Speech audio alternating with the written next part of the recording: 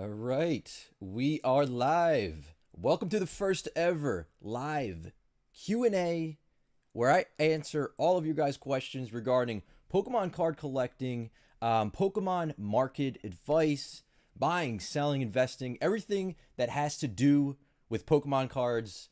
We are here and we are live and I'm ready to answer all of your guys' questions. So if you do have a question, what I want you to do is go down into the description below and click on that first link there, and you're going to submit your question in there. And how it's going to work is I'm going to go down the list and answer each of those questions live here with you guys. The main reason, the main focus as to why I am doing this with you guys now is mainly to add value to you guys. I get a lot of questions pretty much daily through email, DMs, even here in the live chat on YouTube, and I find it difficult to make the time to sit down and answer all of your guys' questions one-on-one. So this is more or less a free way to go about it for you guys. There's no obligation, nothing like that. All you have to do is just submit the question there, and I will try to get to every single question, or as many as I can during this live. So I welcome you guys to the first ever episode of possibly a series here, depending on how you guys respond to this and if you guys find value out of it. So, okay, somebody says the mic is repeating. Interesting. Okay, are we okay right now, live guys? Are you able to hear me okay? This is a new setup, so hopefully you guys can hear everything okay. What's going on, Jay? Welcome. We got Super Anime, Blastoise 93, of course, TCG Revival. Yeah, guys, let me know if everything sounds okay, and you guys are, we're ready. I think we're ready to rock and roll here. So I'm going to jump into the first question. The first question here, and Blastoise 93 also left the link in the live chat for you guys to check out. So everybody seems like it's working all good here. So, wow, okay, we got questions coming in left and right. So I'm going to get as many of these as I can, but it seems like I'm getting a few every second here. So let's start it off. Question number one. This comes in from Chase. Now, this question has to do with collecting. And basically, the goal here that Chase has is wants to have a really big collection, which I know a lot of us probably do want to have a big collection, so I completely understand that. Now, that's the goal. And the actual question is, how do I keep stuff sealed? It's hard. So, right, I think a lot of us can relate to that. Keeping things sealed is definitely... it's not easy. We're always tempted by finding things and picking it up and just sitting down and opening it. I know myself. I know Blastoise 93 has that as well. So here's what I would recommend. Number one, I would start off by, if there's something that you want to open up, maybe try to watch it on YouTube. Find a channel out there that's opening up what you're looking to open up and watch a video on that, and maybe that will help with the itch a little bit. Besides that, another thing I would recommend, out of sight, out of mind, right? So when we put these things out of sight, they become out of mind. So that's what I do with certain things that I would like to keep sealed. I put it out of mind. I put it out of sight. So whether that be in storage, in a room that you never go in, maybe even in a safe or something like that, that's what I would do. That would be my advice to you on that question. So thank you so much, Chase, for your question. Let's move on to another one. So this is from Cody. It's Pokemon and barbells. What's going on? Thank you so much for the question. This one is related to collecting. Now, the question is, this is actually specifically for me. What made you get back into collecting Pokemon? So for myself, I actually jumped back in about 5 or 6 years ago when I was browsing eBay and looking at the old video games. I was looking to purchase them, and I was actually fixing them up. A lot of those, the batteries die on them. So I would go in and I would put new batteries in. And I came across a listing for a base unlimited booster box. I saw it on the right side there. And I thought to myself, I didn't even realize that you can actually buy sealed Pokemon cards from back in the day. So I picked up that booster box, and ever since then, I have not stopped. So thank you so much for the question, Cody. Moving on to, we got Jeff the Ref in the house. This one is related to buying and selling. So the question is, do you ever buy lower PSA graded cards for rarer cards?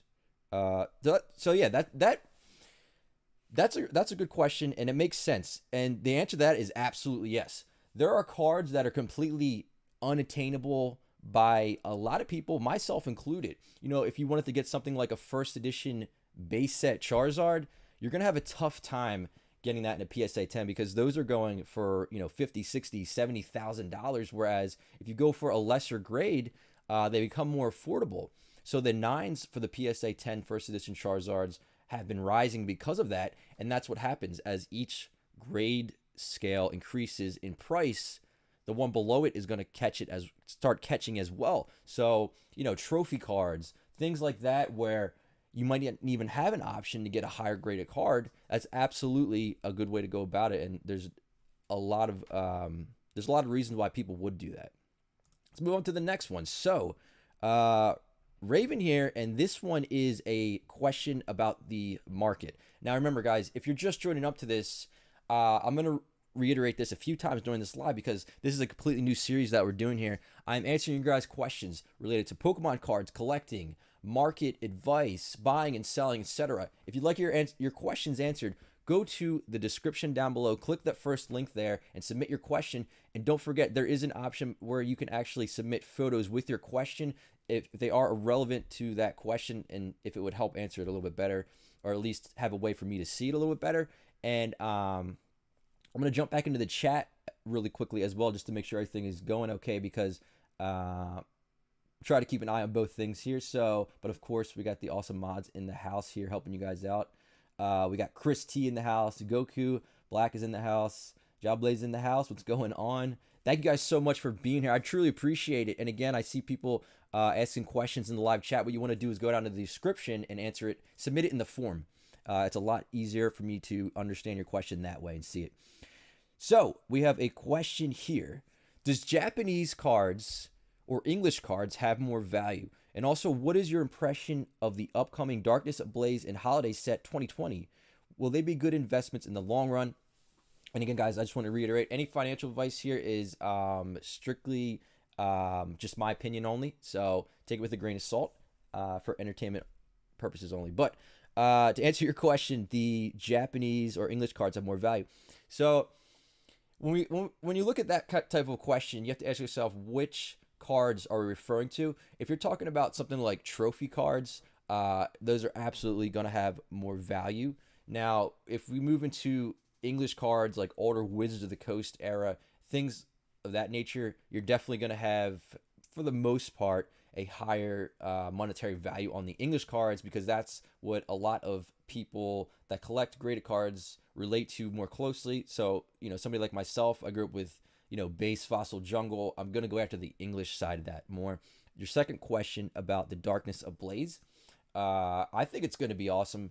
Honestly, you know, whether people agree with it or not, having a Charizard in the set, definitely it's going to cause a lot more sales. Pokemon knows that. Pokemon strategically puts Charizard into sets to you know, increase the sales, to get the hype going around it. So Darkness Ablaze, I know people are talking about it a lot. You have the VMAX Charizard, for those of you who don't know. You have the V Charizard as well, and that's going to do wonders for this set just by having the Charizard in it. So absolutely, I'll be buying Darkness Ablaze, and Sword and Shield needs it, right? Sword and Shield, you know, it's as much as, you know, people have been opening it up and people have been getting into it. They're great sets, but they definitely have been lacking behind in sales and hype and everything like that, especially, you know, right after we had Hidden Fates and all that stuff. So thanks so much for the question again, Raven. I'm going to move on to the next one in just a second here. Joking Pokemon, welcome. Thank you for being here. Thank you for the question. So question is related to collecting. Your goal is to complete an unlimited base set in PSA 10. I like that goal.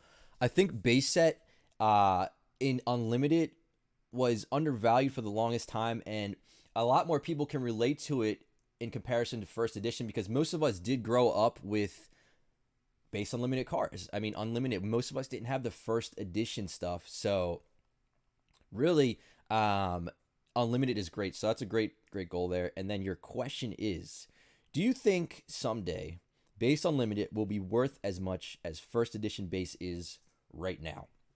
So to answer that question, I would say no, just because of the tier level with that. The higher end, what everyone is going to go for, even from an outside perspective. So if you have people coming in that are looking to get into Pokemon, when they do their research, they're going to come into first edition base because it's the higher tier. It's kind of like the top of the top in rarity and in first print run. So when you have outside people coming into Pokemon, that's what they get into first. You'll see it on heritage auctions and things like that, where people will actually go in and they will grab first edition base, the Charizard and everything like that. The next tier down will be Shadowless and then Unlimited. So just due to overall demand and supply, first edition base will always be value-wise worth more than base Unlimited. But thank you so much for the question, Joke and Pokemon. I appreciate you being here. So we're going to move on into another question here. Let's see. We have a lot of questions, so I'm going to get to as many as I can, guys. And I appreciate you being here. I appreciate the support and you guys hanging out here. So let me make sure I didn't miss anything here in the live chat. And I'm getting used to this setup here. I have a lot of different things going on the screen, so thank you guys for your patience. DZ says, as a question, it's not buying or selling or market or collecting. The question is, will you ever collab with Unlisted Leaf again or send him another package? Oh, absolutely. Unlisted Leaf, Ando, is awesome. He's got a great channel, one of the OGs, and highly respected. So absolutely would love to do a collab with him again eventually. All right, so let's see what the next question is going to be. Okay, so this one is from GBS. This one is under the other category. The question is, how do you, I think you meant to say, how do you have all the vintage booster boxes and packs? Recently you found a vintage collection from where you found those, and how do you, I think it's how do you get the information? Okay, so basically the question is, how do you find vintage booster boxes, and how do I have a big collection? So it all has to do with organic interest, I think, is the main thing here. So when I got in about 5 to 6 years, this was all strictly organic interest from myself, basically meaning that I really enjoy Pokemon. I really enjoy it as a hobby and as a passion. So what I'm doing is I'm going in and I'm buying things that I enjoy, that I like, and I'm putting them away and I'm storing them away. And prices back then were much lower. When we go back 5 years, the price of something which it is now could have been only 5%. So I'm buying these things, I'm putting them in the collection, I'm storing them away, and I'm doing these things where I'm not thinking of it necessarily as an investment. I'm not thinking out as it like that. I'm thinking it as something that I enjoy. So when you come in from that perspective and you're not, jumping in and just buying things and selling things, you start accumulating these things over the years. And, it gets tougher as the years go on with prices increasing. But I think overall, there's a lot of different things that you can acquire that are still very affordable, and people are overlooking them as well, which I'm sure we're going to hit a lot more in this series. But thank you for the question there. And then the recent find is just, it's basically just a product of going out and making the connections with people, networking, meeting new people in the hobby, making friends, and it all just goes back to that organic interest, right? Just make sure you're interested in it and you have a true passion for it, and you'll find these things over time. So, GBS, thank you for that question. Let's move on to the next one. So, PokeRev, and this is under the buying and selling category. Remember, guys, we're hitting on collecting, we're hitting on the market, buying and selling, basically anything that has to do with Pokemon cards. We're going to try to hit on this, and I hope you guys are enjoying this. Let me get a quick hashtag yes in the chat if you are enjoying this different kind of series. I'm testing the waters out with this. How you guys respond to this will be kind of the future for this type of a series going forward. So if you guys tell me that you're enjoying this, you're having a fun time just hanging out and learning things together, right? Let me know. Get a hashtag yes in there, and I will definitely consider making this into a possible series. So, and again, thank you guys so much for being here. I truly appreciate it. We got DMods Gaming in the house. We got Jay. We got Luke. We got Faint. BTB Gaming is here. Marshall's here. Awesome to see all you guys that are always in the lives for the openings. Wow, we're getting a lot of yeses. That's awesome. Thank you guys so much. That makes me really happy to hear that. I want you guys to get value out of this. So I want this to be worth your time, right? So if you guys are coming in here and you're getting value and you're learning from this, that's good for me, because I know a lot of people like the entertainment side of things, which I myself I completely like, but I'm also the kind of person that I will sit down and I will take the time to learn things and to even help you guys out if I can as well. So I'm seeing a lot of yeses still coming in. I appreciate that. So let's move back into the market questions here from everybody. Or I'm sorry, the question form. And again, if you have questions, go down to the description below. Click on that first link there, submit your question, and I may be able to answer that one. We're getting a lot of questions, so I don't know if I'm going to hit all of them, but I'll do my very best to do that. So this one was from PokeRyk. Buying and selling is the category. And the question is, do you know what a Skyridge booster box is worth at the moment? Thank you. So Skyridge, a set that people really admire. It's the last set that Wizards of the Coast ever did. And if you guys know, Wizards of the Coast did the OG sets from Gen 1 and Gen 2. Skyridge was the very last one. The print run got cut short because they lost their contract with Pokemon. That is why Skyridge is so hard to find, number one. But number two, it's an incredible set. The Crystal Charizard is in there. And overall, a very popular set. So what I'm going to do now is I'm going to switch the screen on you guys. So check this out. What I'm going to do with this series is I'm going to transition over here, and any questions that I can show you guys, right, I'm going to try to answer them that way. So if you check out the screen here, I have the browser open up, and what I'm going to do is I'm going to go in and I'm going to try to answer your questions with visual as well. So first what we're going to do is Skyridge box. I narrow it down. I don't put booster box. I just put box. That way we can kind of get a better idea of what's going on here. And we want to go to sold. So if you look on the side here, you will see. Why can't you find sold? Give me 1 second. Sold. So there it is. Okay, so we go to sold. We can go highest to lowest here. All right, and let me know, guys, if you can see this screen okay and everything is clear for you guys. But so we go highest to lowest, and we see here we're under all categories. I usually go to all, no matter what, just in case people put things under different categories. But there's no Skyridge booster boxes sold, but we do see packs here, and it looks like packs going. Some of these are for $1,000 or so. So I can change this to Skyridge pack. All right, so I'm going to go back to all categories. eBay tries to predict what category you want to be under. And what we want to do is also look at the date. We want to look at specifics for things. So we're under sold here. Wizards of the Coast unweighed Pokemon Skyridge booster box for them. It's factory sealed. So this person is claiming that they're unweighed, which you have to take that with a grain of salt as well. And this one sold a few days ago for $3,000.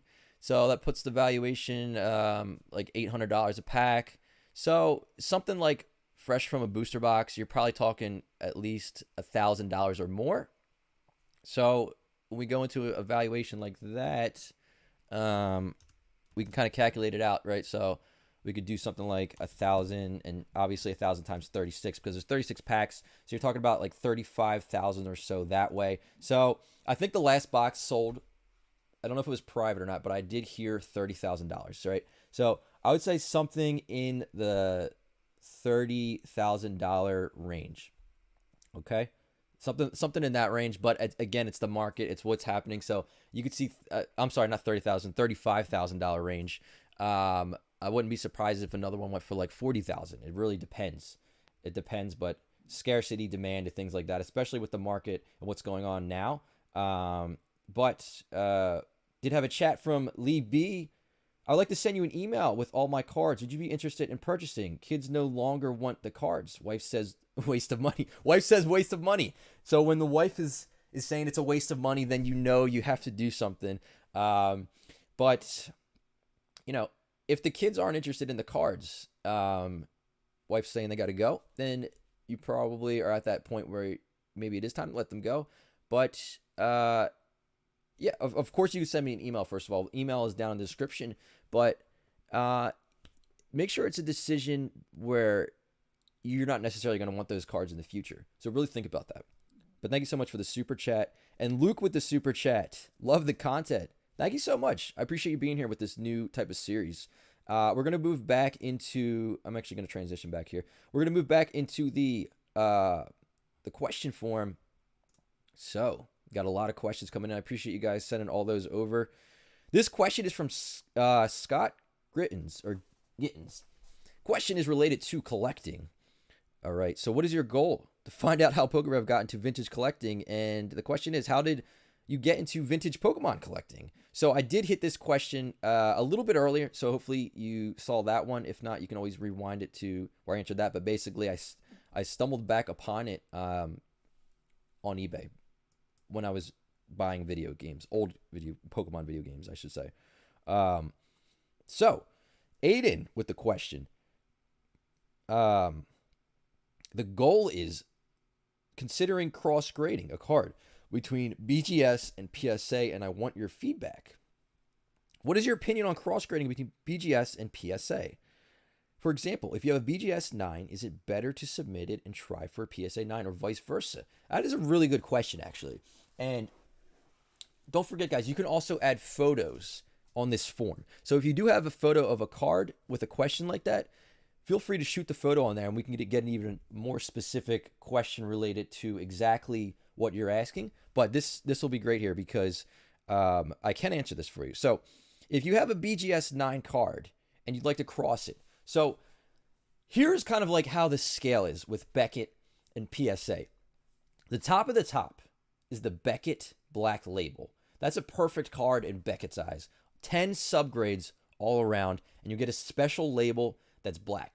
So that was like the Hidden Fates Shiny Charizard, for example. The first one that ever sold went for like $10,000 on the market. And it was because it was a Beckett Black Label, which is very difficult to get. The next tier down from that would be the Beckett 10, which is almost a flawless card. It's a pristine, but it has one subgrade that is like, I believe, a 9.5. So almost a perfect card. That would be the next tier down. Now, the next tier down from that would be a PSA 10, which a PSA 10 can have more than one small flaw or defect with the card. It could still get a 10.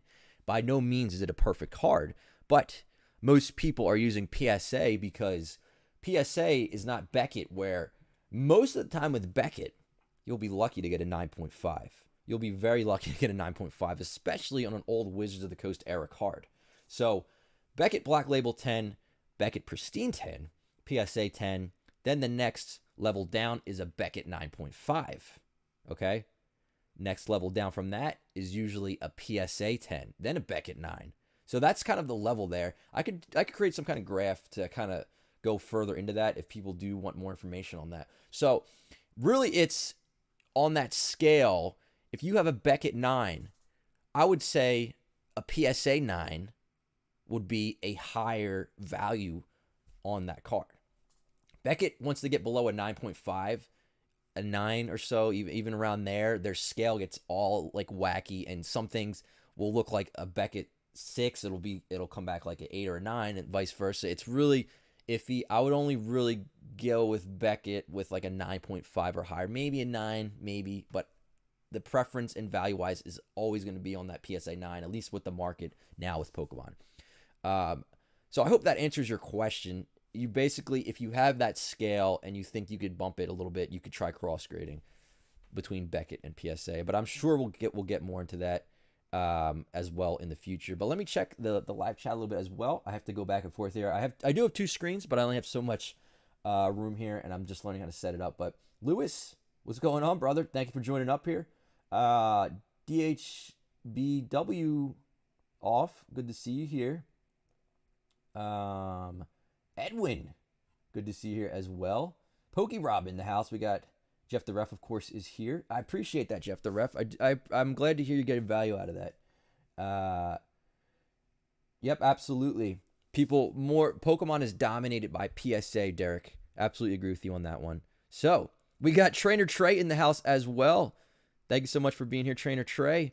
And yeah, this is a live Q&A. If you're just joining up here answering questions, I can tell you now that I probably won't get to everyone's questions, but that only means that you guys are enjoying this. So that means that we could probably turn this into a series, and I could keep going down this list of questions in the future as well. But we're not ending this at all by any means right now. I'm gonna keep going as long as I can here with you guys. So we're gonna move on to the next question. Joshua B, good to see you here.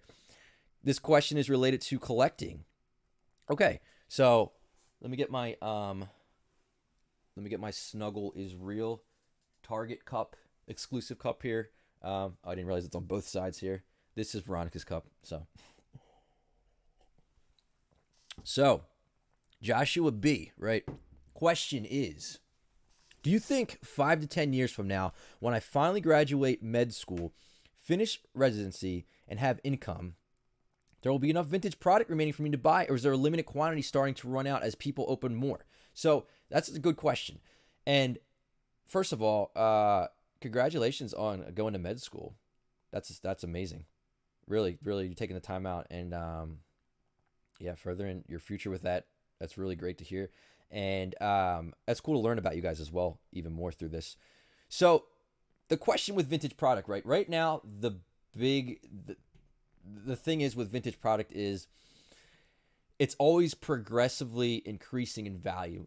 I honestly don't think, and at least in my lifetime, that stuff like Wizards of the Coast, in our lifetime, really, Wizards of the Coast and EX era stuff is going to be ever really on a downtrend, maybe short term, like where it's kind of down, up, like a little bit like that.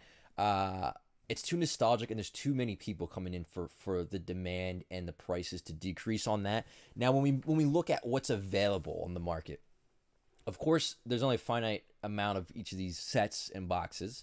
Even if it was an unlimited print run, as Base Unlimited was, there is still limited print run. You know, the name kind of gets twisted a little bit when people say, well, it was an unlimited print run. Well, no, it wasn't. Yes, it was an unlimited print run at the time, but now we're at a point where it is limited. And when there is limited supply with high demand, prices increase. So when you're ready to start buying these things up, you want to think now, right? So there's a point where people get priced out of things, but there's also the other side of the coin where all these other products are becoming vintage. So things right now that you might be passing on, black and white era, I say this all the time, and I'm going to keep saying it, black and white era, diamond and pearl era, all these other eras, Call of Legend, where people are passing on them, or they were passing on them. People are buying them now because they are becoming vintage. People are realizing that they're really great sets and they're tough to find. And those are becoming vintage in themselves. So to an extent, yes, there's going to always be less supply because like there's obviously only a finite amount of these items out there. But you also have to look at what else is becoming popular and becoming vintage. So there's always going to be opportunities.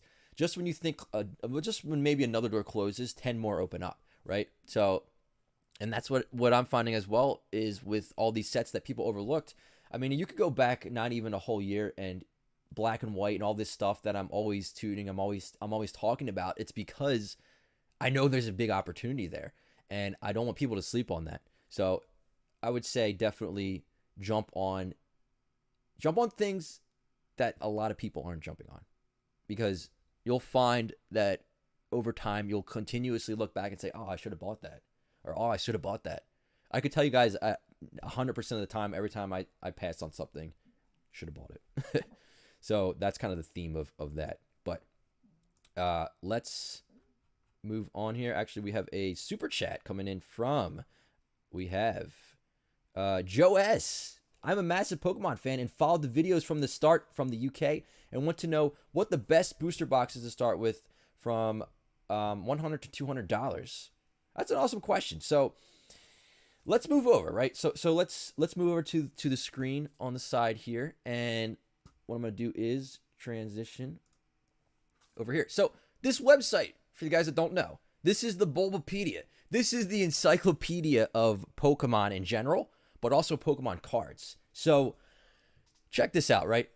This entire list here has every set of Pokemon cards that have been released. Now, we can move down here because we're looking in the $100 to $200 range. So you may be even talking up to $300 if we're talking US dollars. I don't know what the exchange rate is for euros exactly. But so what we could do is we could look here at, you're probably going to want to look into the X and Y and Sun and Moon era. So number one is Evolutions, I would say for sure. Evolutions is, right now, they stopped they're out of stock. You can't get this at distributor level anymore, basically, or you're not going to be able to within like a week from now or two. Evolutions is still $100 a booster box, maybe $125, $150, depending on where you're looking at it. People are constantly buying Evolutions to get that Charizard because it's worth at least $600 or more in a PSA 10, probably more, and the other Charizards in that set. Evolutions is a great pick. Burning Shadows is a great pick. Yes, these sets were printed massively, but they have huge pulls, huge things that are pulling people into these sets, right? So Burning Shadows, I would highly recommend Burning Shadows as a set. Shining Legends is another good one. I'm just kind of going down the list here because there's so many options, and I'm probably passing some. Unbroken Bonds. Unbroken Bonds is big. Hidden Fates is big. So that's just a quick summary, and I'm sure we're going to dive into a lot more of these sets. These are just some of the sets that I would recommend. Absolutely Hidden Fates. Hidden Fates, people are going to look back at Hidden Fates probably in only a few years and say, wow, I should have bought Hidden Fates. I know the tins right now are going for like, $35 a tin, and people are like, oh, that's, that's kind of over. That's over what they were going for at retail. But I wouldn't be surprised if tins 35, in my opinion, for Hidden Fates. Hidden Fates is huge. There's not even anywhere near enough print run of Hidden Fates, and yeah, I don't think they're going to be doing another print run of it. But even if they do, the supply of Hidden Fates gets sucked up so much. So, guys, let me know in the chat too. Pick what would you recommend? Booster boxes. There's so many on this list. I passed a bunch. I just said a quick handful, but definitely. And then even moving back into the X and Y era. I mean, there's and Generations is another set that people kind of passed on. But yeah, I would say Phantom Forces. I would say Flashfire, but obviously those are out of that range. Now, Fury's Fists is one that's really kind of interesting, priced on the booster box to the card value, but we're going to get into that, I'm sure, in the future here. But I want to move on to another question, and thank you so much for that question. But let's see what we got here. Moving on to another one. So we have Nolan Void. This question is related to collecting. So, Nolan Void says, what are your thoughts on the first generation of Topps Pokemon series? So, that's another question that really people don't necessarily look at Topps, or they didn't look at Topps the same way as they looked at the main series of Pokemon cards. Topps was just a flop out the gate, really, for the most part. I mean, people did buy it just because of the initial hype of Pokemon, but I've read articles where kids walked into the store, they didn't have the cards that they wanted based at Fossil Jungle. Their parents bought Topps. What happened? They cried. They got home. Their mom or dad brought that Topps pack or cards or whatever home, and they cried because that's something that they wanted. So if we think back at that, even back then, it wasn't something that everybody was jumping in and grabbing.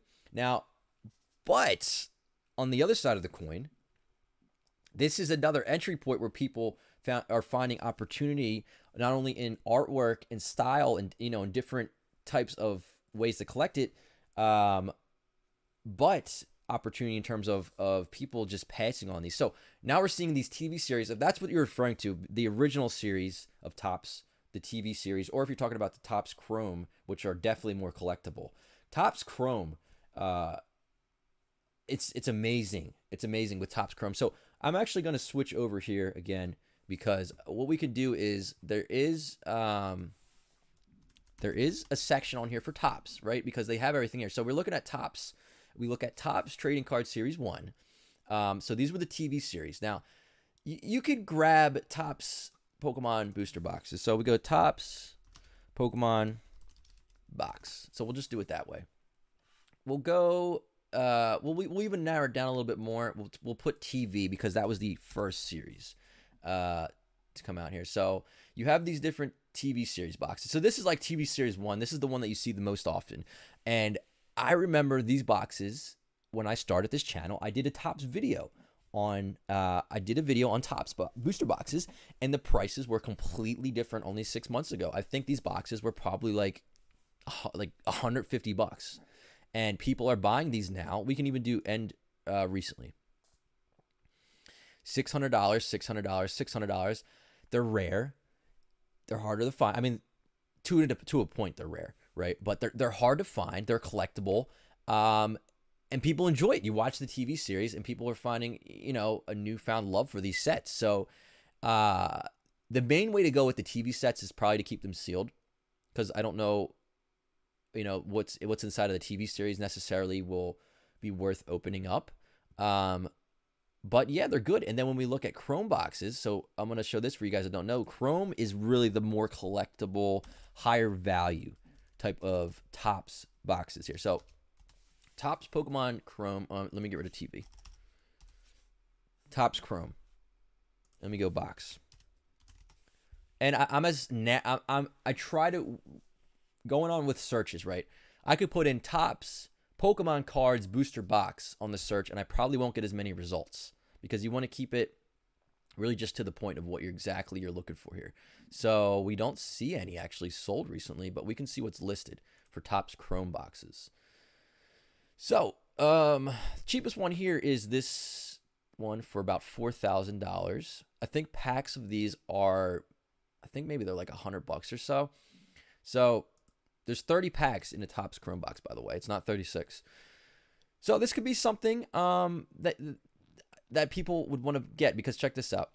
Hopefully you guys can see this. My face might be in the way a little bit, but look inside for Spectra Chrome, Sparkle Chrome, and Techno Chrome cards. So I believe the Techno Chrome cards are something like 1 in 15 packs. So you're going to get 2 in a box. They're tough to get. The Techno Charizard is worth thousands and thousands of dollars. I mean, just overall for collectability, it's really cool, because you have these cards that you really want to get, and they're hard to find. They're hard to pull, and they're hard to get. So Chrome is a good set. So, and Series 2 is on a whole nother level. We can get into that another time as well. So let's move on to another question here. I'm going to check the chat really quickly between questions, because make sure I'm not missing anything. Wow, we have almost 400 people here in this live Q&A style video. I really appreciate the support, guys. I just want to make sure you guys know I truly appreciate you guys being here. And if you're just joining up to this, what we're doing here is a completely new series, which at this point I'm going to probably say it's going to be a series, judging by how much you guys are enjoying this and the reception here. So what we're doing here is I'm answering your guys' questions related to Pokemon cards, whether that be collecting, the market, buying and selling, investing, etc., during this live event. Because daily I get tons of questions that I unfortunately I'm unable to answer. And I feel terrible when I get emails from you guys and I can't find the time to get back to you. So this is an open format where you guys could go down to the description below. You can click on that first link and you could submit to me your questions for this live event, and I will try to answer as many as I can during it. So if you have a question, don't do it in the live chat. Go down to the description. real quick, I want to say a shout out to, we got Enrique, we got Ryan, we got William, we got Pokey907. Otto is in the house. BTB Gaming, of course. Of course, we got Trainer Trey. The personal Pokedex is here. We got PokeCog in the house. And thank you guys as well. And don't forget, guys, you can also throw your opinions in for the live chat as well if you have anything you want to add to the questions that I'm going over, because like this is another thing, right? These are all it's opinion based. Most of it is opinion based anyway. So if you guys want to throw in some knowledge and things like that, throw it in the chat. We want to make this a place where people could come, and it's always the same thing here in the PokeCave. You guys come here, you hang out, and you're always welcome. So let's move on to that next question and see. Well, actually, you know what?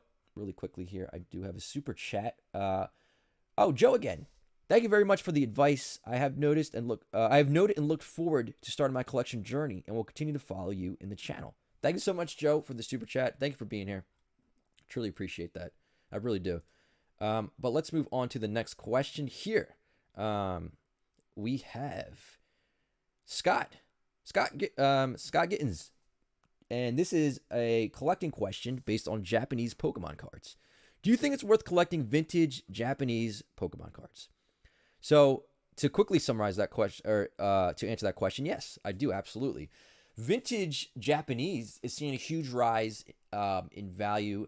So that means a lot of people moving over to it. And mainly, there's really good value in Japanese Pokemon cards. So if you're talking vintage, I'm assuming you're going to probably be talking maybe back to the Wizards of the Coast era, which was printed by Media Factory. Wizards of the Coast didn't do the Japanese side of it. But first of all, number one with Japanese cards, the quality is insanely good, right? So you could open up Japanese product and you could pull PSA 10 cards all day. All day. Really the main thing that you really that you're looking at on those is the centering for the most part. Everything else is usually clean on them. So you have that going for you with Japanese cards. Number two, the pull rates were usually way better. There's actually sets of Japanese cards where you've seen me open them up on the channel where I've done my binder series, the Neo set specifically, and things like that, where every single pack has a holo hit. So the value there is huge because you're getting that same artwork from English. You're just getting it on a Japanese card. So if you're into that, absolutely, by all means. And that's another thing when it comes to collecting questions, they're going to be more so have to do with if you as the collector, if that's what you're interested in, right? Because it all comes down to personal preference. If you like vintage Japanese cards, go for it. Don't let anything stop you. But yes, I do. And in terms of value, future value, I do see increases because we're seeing increases across the board on all that stuff. So thank you so much for the question, Scott, again. We're moving on to the next question. This one is from, let's see, Moritz. This is the question's related to buying and selling. Would you submit every single base set starter card to PSA, ignoring the condition to increase the market value? Or would you try to flip bad condition ones ungraded?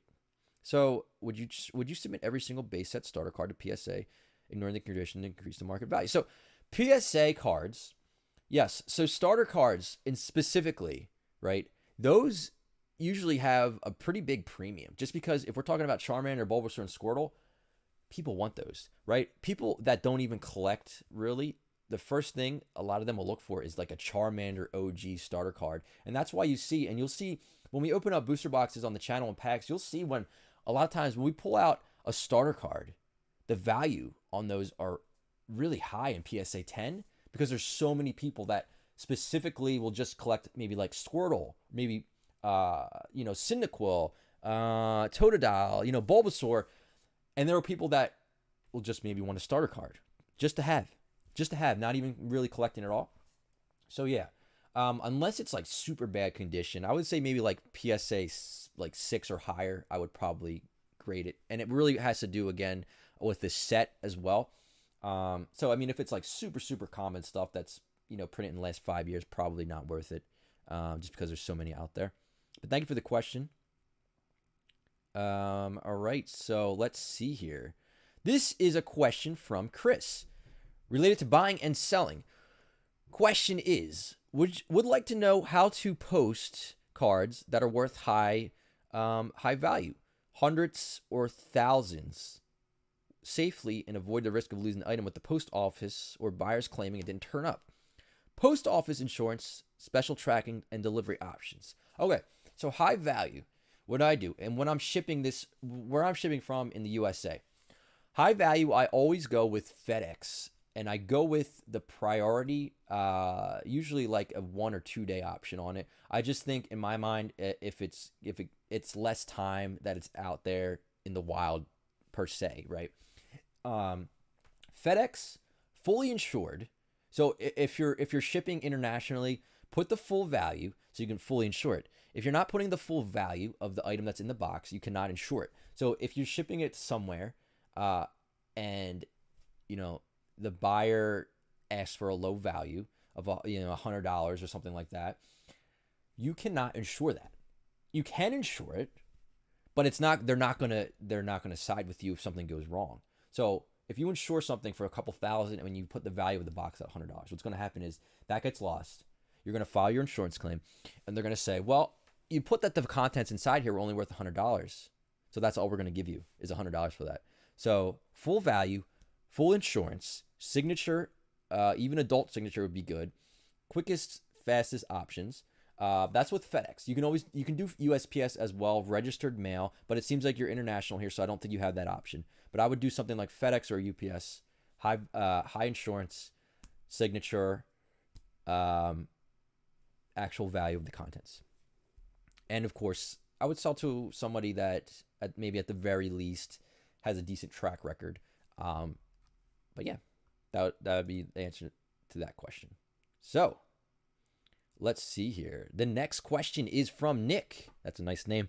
So the question is regarding collecting, and the goal is to collect a set. The question is, what is your overall favorite set, and when is a good time to start collecting? When should you start collecting a set? When it just comes out, or let it be for a while? That's actually a really good question. So my favorite set overall is Neo Revelation. It's just something with the artworks, and right below that is Genesis for me. I just love the Gen 2. I love the artwork style of it. I feel like it just really, Wizards of the Coast, when they started moving into that Neo era, they really just started dialing in on everything, and the artworks and everything, just really, really good stuff. So a good time to start collecting. Should you collect it when the set first releases? So if we look at something, for example, we look at something like Hidden Fates. Hidden Fates came out. If you wanted that shiny Charizard GX, people were paying $10,000, $9,000, $8,000 when it first came out, and you were paying these huge premiums. So when a set first comes out as a seller, that's a big opportunity. I don't do this myself. I don't have the time. Number one, I don't. It's not something that I'm interested in doing, but I know people do it. So what happens is a set first comes out. There's hype, right?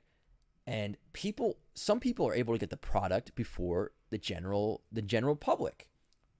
Product gets out. Product gets for leagues and tournaments and things. They get product early, and some of them give it out early. So what you'll see is people, specifically people that are looking for opportunities and businesses, will go in and they'll start opening all this product up before anybody else gets it. They'll send it to PSA or Beckett Express, get the express service, and they'll get it back and they'll put it on the market because they know they're the only ones that have these cards. And if somebody wants it and they want to be the first to get it, they're going to pay a premium and they're going to put a price on it at whatever they want to have on that set. So the hype behind it and the limited supply, as we know, with the demand of everybody wanting to get on it. Not only that, but the players, because they're building their decks, they'll even have loose cards for decks for the players with huge prices because it's so hard to get these cards because they're not really out yet, or they are out, but the supply is so limited. So honestly, I would wait. I would wait until that supply catches up, till that hype dies down, or at least dies down somewhat. That's what I would do if I was going after a complete set. So I'm going to jump back into live chat real quick and see what we have going on, if there's any other questions in there as well through, I know some people are sending them through Super Chat, so I just want to make sure. Like William, we have here. William L. just got back into collecting. What's the best way to get the cost of grading down? That's a really good question. So if you guys know, with PSA, there are different services and service levels. So if you want to get the cost down for grading, number one is sign up for the membership, right? So they have the general pricing across the board. I could probably try to go on PSA here actually. Now I'm not logged in because I'm on my laptop here, so I don't know if I could see prices or not, but you know what? I probably can't. And of course I forget my password right now. So services, maybe I can see pricing. Nope. Okay. So I can't really see the pricing, but I'm just going to go off of what, I can see the pricing. All right. This is perfect. Let me switch you guys over here. So I am on the PSA website. The question again was, how can I get the pricing down for grading? So number one is sign up for the, you're going to want to sign up for that membership because you're going to get access to the bulk and specials. So we scroll down here, the economy. This is for if you don't have a membership. You're going to have to pay $20 a card, okay? So $20 a card, that's too much in my opinion anyway. Unless you're sending cards that are high value or whatever. For $20. You got a 45-day estimated turnaround time. Mark the box with economy. So $20, right? So when you start moving into bulk, okay? When you start moving into bulk, you get into these lower price ranges here. I'm trying to see. They have all these different services on here. I'm just looking for the bulk. Of course, they're not gonna show me it because I'm not logged in. I think the bulk is something like 7, 8. Here we go. Here's bulk, right? Is this bulk? No, I'm not sure. Okay, because I got all kinds of numbers here, but bulk is the way to go, right? So 100 card submissions, 50 card submissions. Sometimes they have the specials. I think they have a Pokemon special. If you guys know in the chat, let me know. But PSA specials, $8, $7 a card. Hit that minimum. And if you're sending higher value cards in, you really can send them in the bulk. And what happens is if it does get a higher grade, they're going to upcharge you for that tier. So if you have a card that's $1,000 and you get and it's worth $1,000, they're probably going to contact you and say this card is worth X amount more than what you sent service level. We're going to upcharge you for that card. That's how it works with PSA now. That's how they do it. So hopefully that answered your question there. We're going to go back to the form in just a second. Let me double check here. And again, guys, I cannot tell you guys how grateful I am for you guys hanging out here during this live. I honestly wasn't sure how you guys were going to receive this, but it seems like people are really, really enjoying this. And of course, we got all the mods in the house that are able to come by. It was short notice. Thank you guys so much. Thank you, Blackwood93 for hanging out. Thank you, Trainer Trey, TCG Revival as well, and everybody else that's hanging out here. Really appreciate it. And we can go more in depth with a PSA video, submitting and things like that. But again, thank you guys for hanging out here. So next question on the form. And again, guys, if you have questions, shoot it over on the form. Try to answer as many as I can during this live. So we got Joel in the house. Joel A. And the question is regarding buying and selling. The goal is to build a buying and selling business and build up a vintage collection. And the question is, what was your action plan when you first got started? What would that look like now in this market / present time? That's a good question. So I'll answer that in a second here. Let me take a quick sip of my Snuggle is Real. The Snuggle is Real, guys. It's comfortable in here. I hope you guys are comfortable as well on this Saturday morning. I guess it's morning. Sometimes it's moving into afternoon for the East Coasters here, but Saturday morning live Q&A.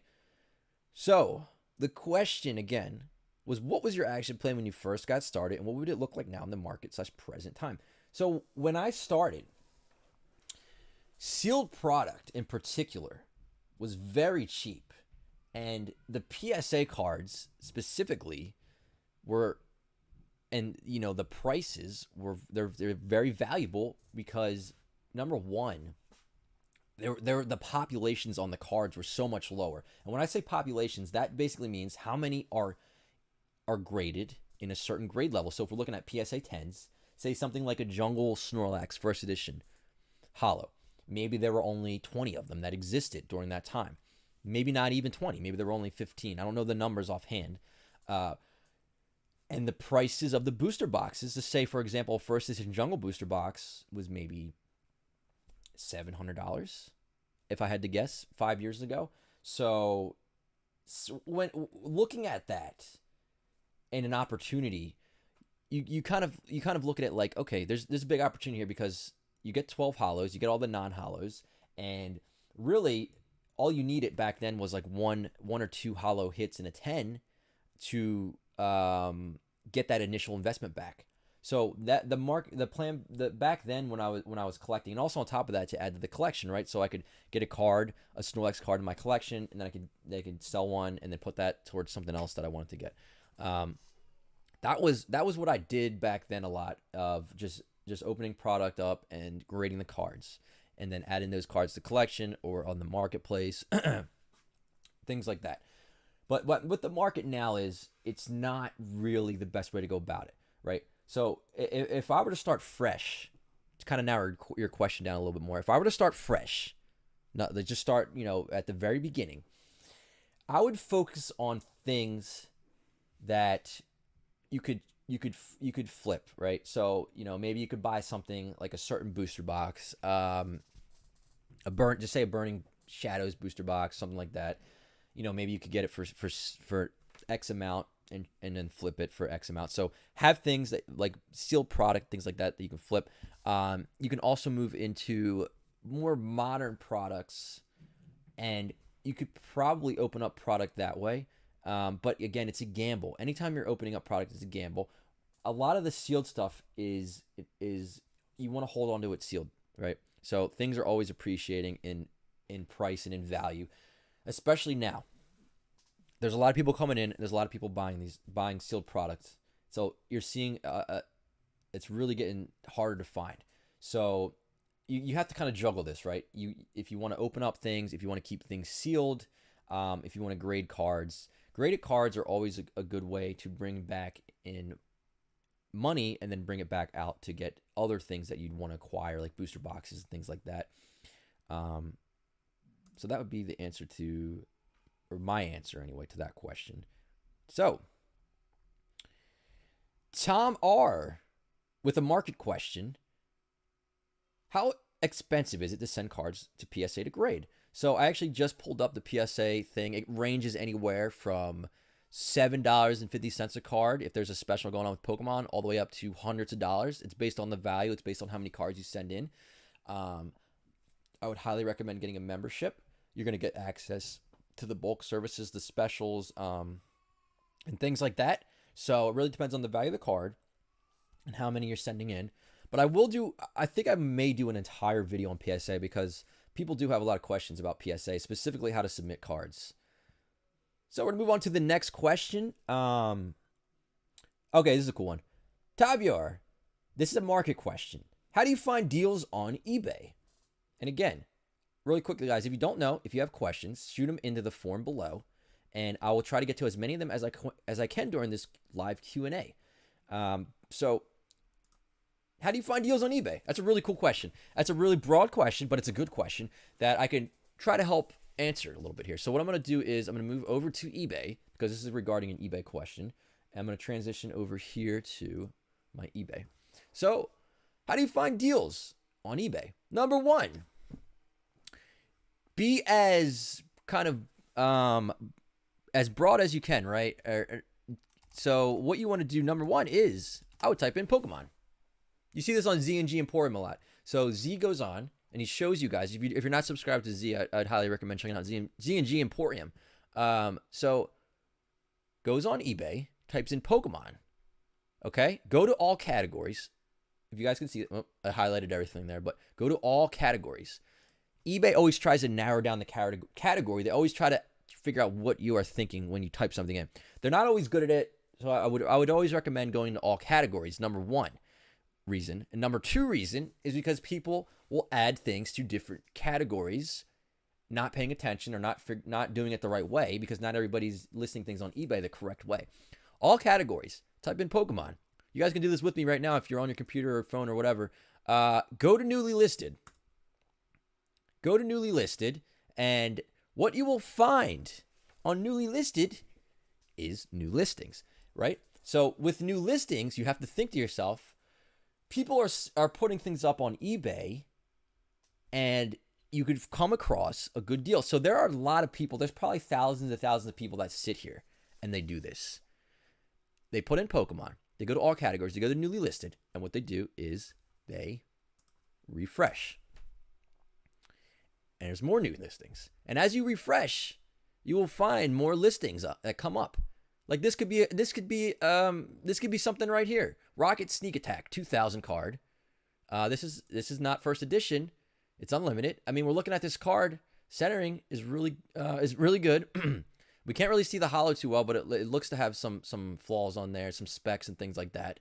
See, it's got 3 views an hour. There's a little fire next to that, meaning that people are already doing this. People are sitting there doing this as I'm showing you guys this because they know there's huge opportunities here.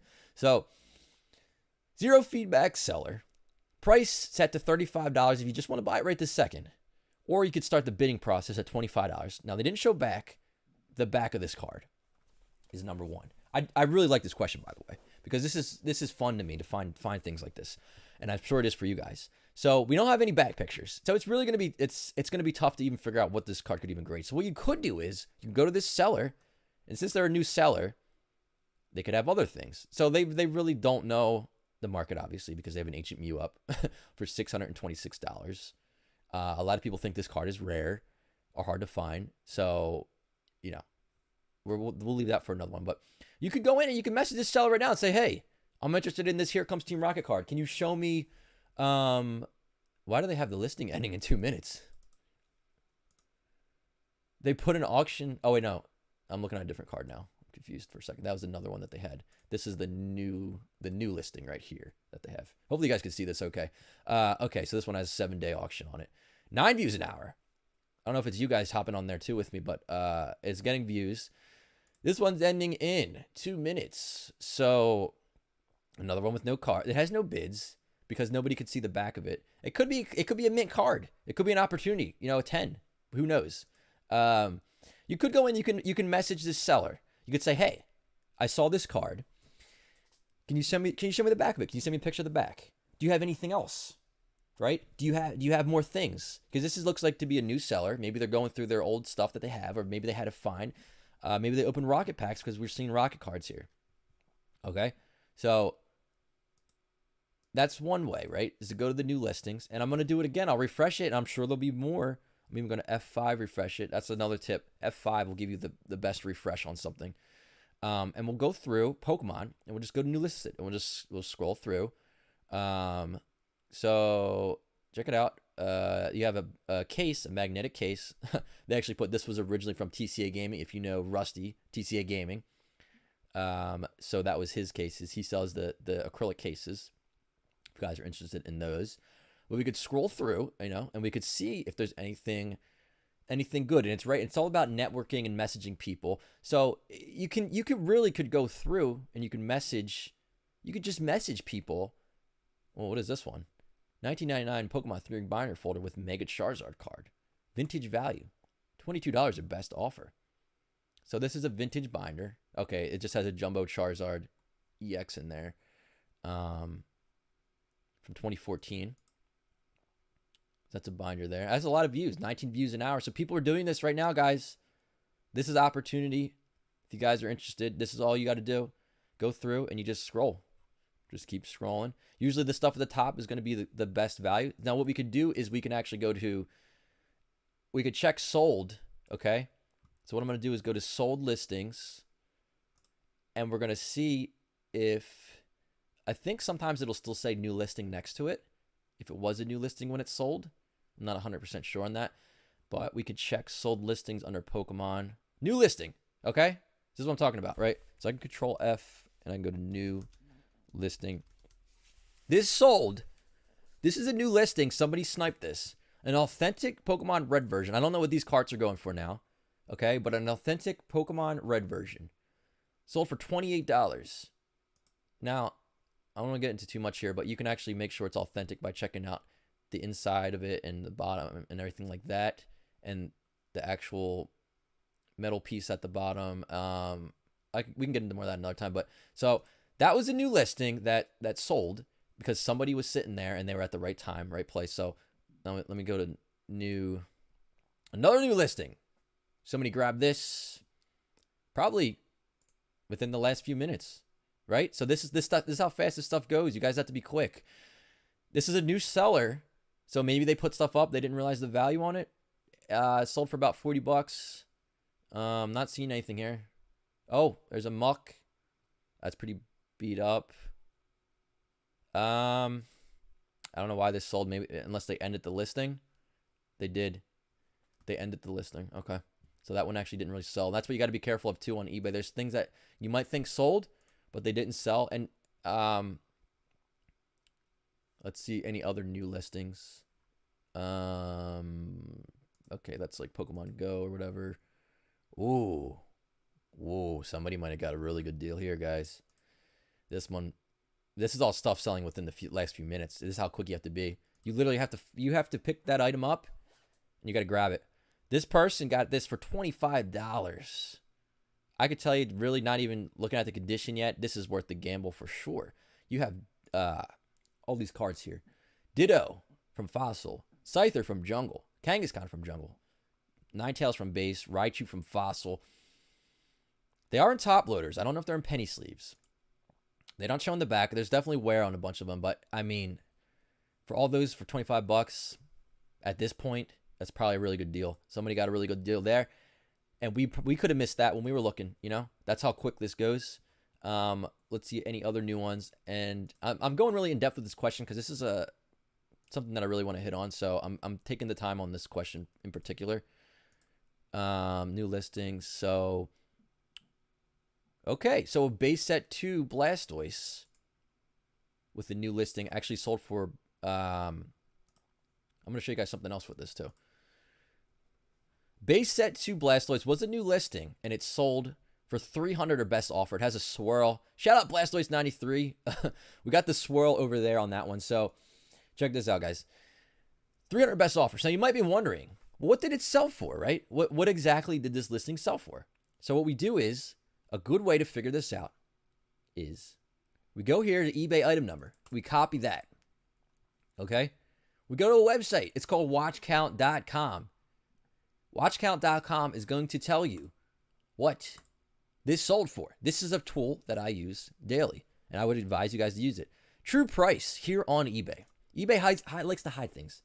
eBay is not very transparent about things. So, PokeBLT, I feel like I know you I feel like I've seen that name before. But anyway, PokeBLT sold this for $250. Was a new listing. So, what we could do is PSA 9. I'm curious what the value of these are. PSA 9 Blastoise. Base 2. All right. So, we have one that just listed for $550. Or best offer there. So, if we go to lowest first, we're going to see, well, that's interesting. Oh, no, wait, lowest, is that auction? That's auction, okay. These are all auction. Whoa, PWCC is slamming the Blastoises out. If you guys want to try to get a good deal on Blastoise, PWCC has a lot of these auctions ending on a 9, base 2. Wow, oh my gosh. All right, this is base. Oh, these are all base. That's base 2. Blastoise everywhere. Anybody wants Blastoise, there's a ton of auction. So the really the cheapest one, if you wanted to buy one right this second, would be $480 plus $26 shipping or best offer. Oh no, that's not even English. I can't even find base 2. There's none up. We can go to sold. Then there's literally none. That's how hard it is to find these things. That was a card that you used to be able to find like relatively easily. See, it gets mixed in with base because the card is number 2, right, out of 102. So it's hard to narrow down by base 2. So I can't even really find any sold. So that, I mean, like just going back to what we're talking about here, that could have been a really good deal because it was a new listing.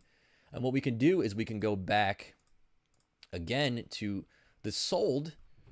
And we could see if while we were doing this, if more new listings had sold in the meantime. So let's go through. That's a new listing. This literally sold as we were talking here. So we missed this, whatever this was, guys. 25 bucks with shipping. Low feedback seller. 19 Pokemon card set. Just sits there. 5 sets available. Pokemon Sword and Shield. VMAX Rising expansion. So I don't know what this is all about. Somebody decided to take the gamble. They put the cards upside down, which, that's a topic for another day. But then if we go back, I'm going to end this question here. And I hope you guys are finding value in me answering this question in a long way here. But so we'll F5 it to make sure we get the best refresh. New listings.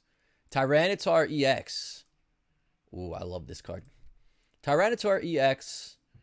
Near mint to mint. It's pretty scratched. It's pretty beat on the back and the corners, so nothing too crazy there. Let's see if anything else has come up on here. Break cards. We got loose cards. Pikachu. We got a Charizard from Evolutions. $5 on auction. Let's keep scrolling through here. We got a Blastoise TV animation card. That's actually pretty cool. There's the front of it. We're seeing today's like Blastoise day, I think. We're going back down to, somebody just listed a complete shadowless 1/16 set, including Charizard, 8s and 9s, 6,000 or best offer. This got 28 views an hour.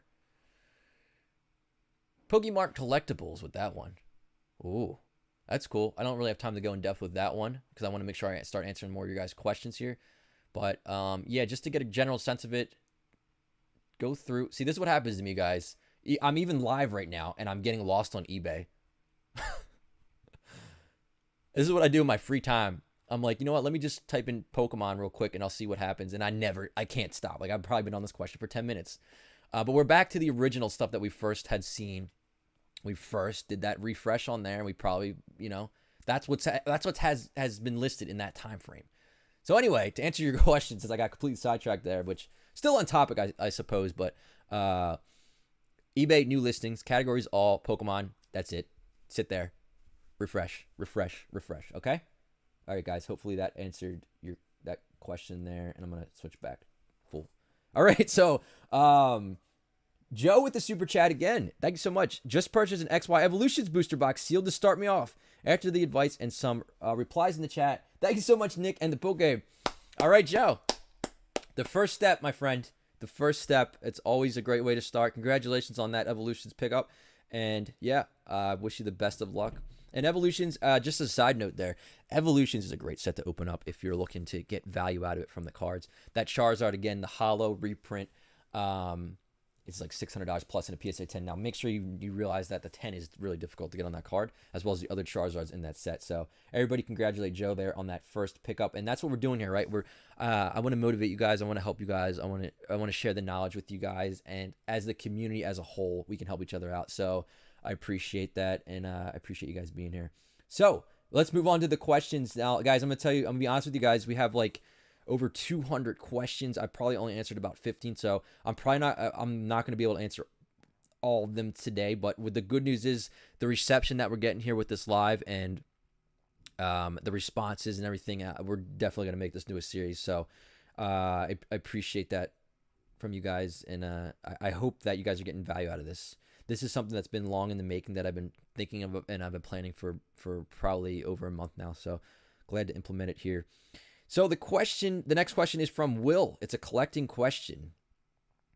The question is, do you think collecting packs and booster boxes are better than graded cards?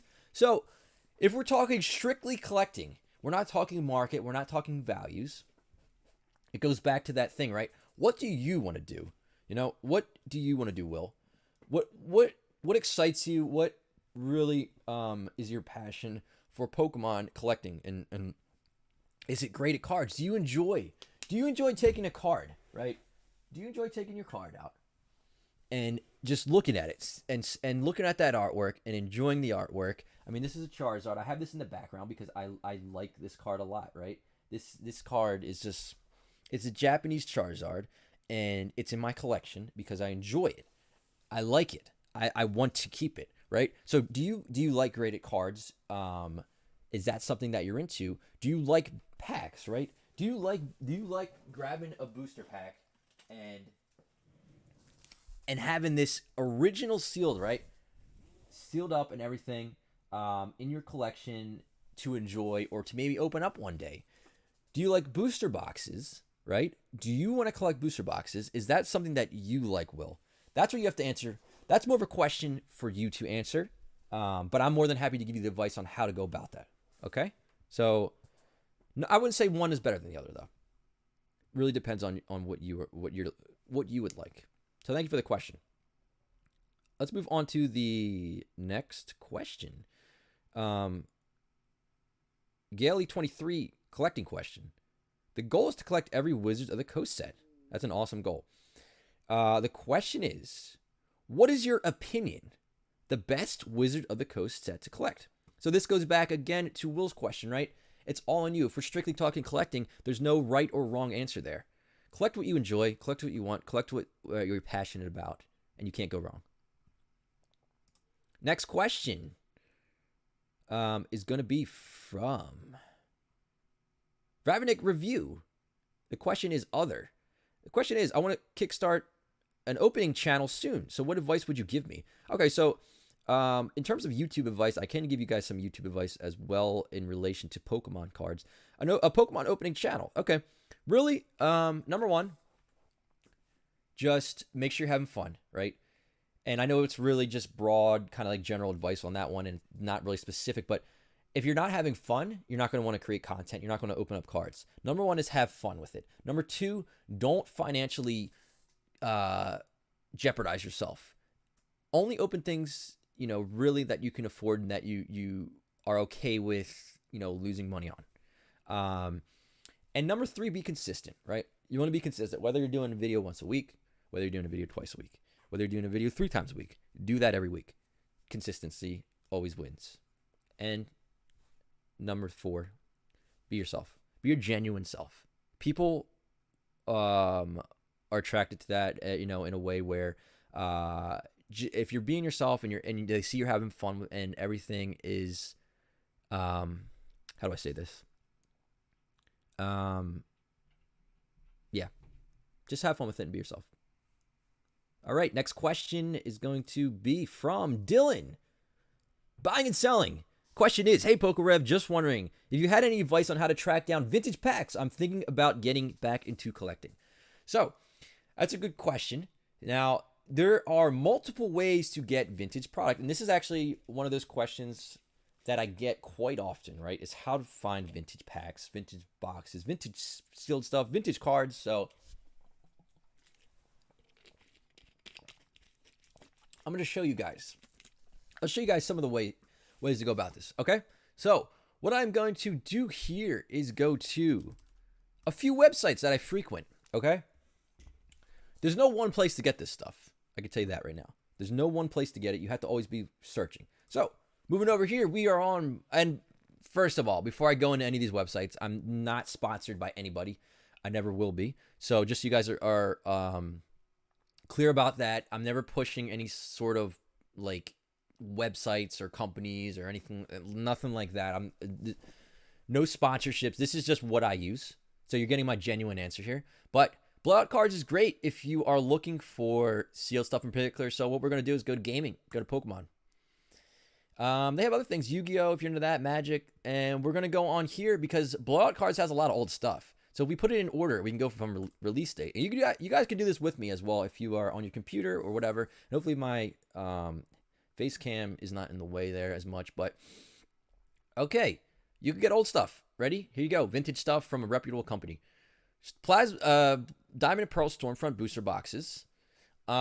We have black and white base. We got Noble Victories. Okay, this is all old stuff that's actually really pretty difficult to track down. Blowout Cards has it. They have Plasma Freeze. They have so packs, right? So we got Plasma Freeze booster packs. We have Plasma Blast booster packs. They have them in lots. They have Flash Fire. Okay, you could buy blister packs of Flash Fire. You can buy Phantom Forces. You can buy. This is all like considered tough to find. I mean, Diamond and Pearl Great Encounters. Like I don't even know what year that is. That's old though. That is old, right? So they only have one in stock, it says. I'm sure they have more, though. Some places will do that. They only show they have one. That's not 2015. They have the wrong year. I don't know what the year is on grading counters, but I mean, it's old. Okay? So you guys could go and blow out cards to find stuff. You can go on eBay, of course. I won't show eBay. I'm going to show some of the websites that I go on. Another website you can go on is DA Card World. Go under shop. Go to Pokemon. Okay? Go to whatever you're interested in. Let's just check. Let's go all Pokemon, maybe. Let's do all Pokemon. Okay? Let's narrow it down. Maybe we'll check out some maybe graded Pokemon cards. Let's see what they got. Okay, and we can go from, I'm going to do high to low, see if they have any high things in here. Whoa, they do. Shadowless 9.5 Beckett Charizard, 22,500. They got a PSA 10 Legendary Collection Charizard reverse. They got the Sky. They got a lot of Charizards. They must have had a big pickup recently. On sale, Typhlosion. Oh boy, I have a feeling somebody's going to buy this from this video. There is a Typhlosion T17 on sale for $2,000. This first edition 8.5, $2,000. I feel like a 9 is going for $3,000. I think that's a good deal. What do you guys think? Let me know in the chat. What do you think of that? You got to frequent this stuff. So you put these things on sale. It was $2,500, which was probably like the market. They dropped it to $2,000. It could be a good deal, guys. I wouldn't be surprised with so many snags that. Complete Jungle First Edition set, uncommon and common, PSA 10. They got some good stuff here on the graded cards, guys. There's probably some opportunities here. Why do I feel like this is a good deal? I feel like this is a good deal. $2,500. Be right back, says Trainer Trey. Okay, so wow, that is that's great. Hang on one second, guys. I just want to make sure I'm seeing some of these super chats before they go off the screen. Optimum Gravy, still new here, but really enjoy the content, Nick. Hey, thank you so much. Welcome. Thank you for being here. I truly appreciate that. All right, and XPO Games, your thought on current market across all assets, Pokemon, Yu-Gi-Oh. Please, prices rose real fast and seem irrational, bubble like. I will get back to that question, XPO. Let me finish this. I just wanted to make sure I didn't miss that chat, but I will get back to that question. Decent deal. Yeah, so I mean, I don't know the exact pricing on a complete jungle set, but I feel like a lot of this stuff could be there could be deals on here, basically is what I'm saying, right? So it just comes down to go on here and look through on DA Card World. What other places you can look on are places like, here's another one. All right, you guys ever hear of Collector's Cash? If you haven't, this is another big time store website, not affiliated in any way with any of these, just so you guys know. They have all kinds of stuff, but in particular, we are on a Pokemon channel, and we like Pokemon. That is what we are pretty much all, we can agree on, that we all enjoy together. So we're going to go to Pokemon, and what you want to do is go to more filters. I usually sort by price. I always show only in stock, and I filter it out. So let's see what they have at Collector's Cash. So we got booster boxes. We got a first edition Neo Discovery. That one's up for $13,000. I think DA Cardboard actually sold one for around that, or $15,000 recently, so that could be a deal. We got a Gym Challenge Unlimited $6,000. Gym Heroes for $5,500 Unlimited, $5,000 for Unlimited Fossil. We got Black and White. I mean, they have stuff on here. Some tempting stuff, honestly. Plasma Blast. We even have X and Y Base. Dragons Exalted.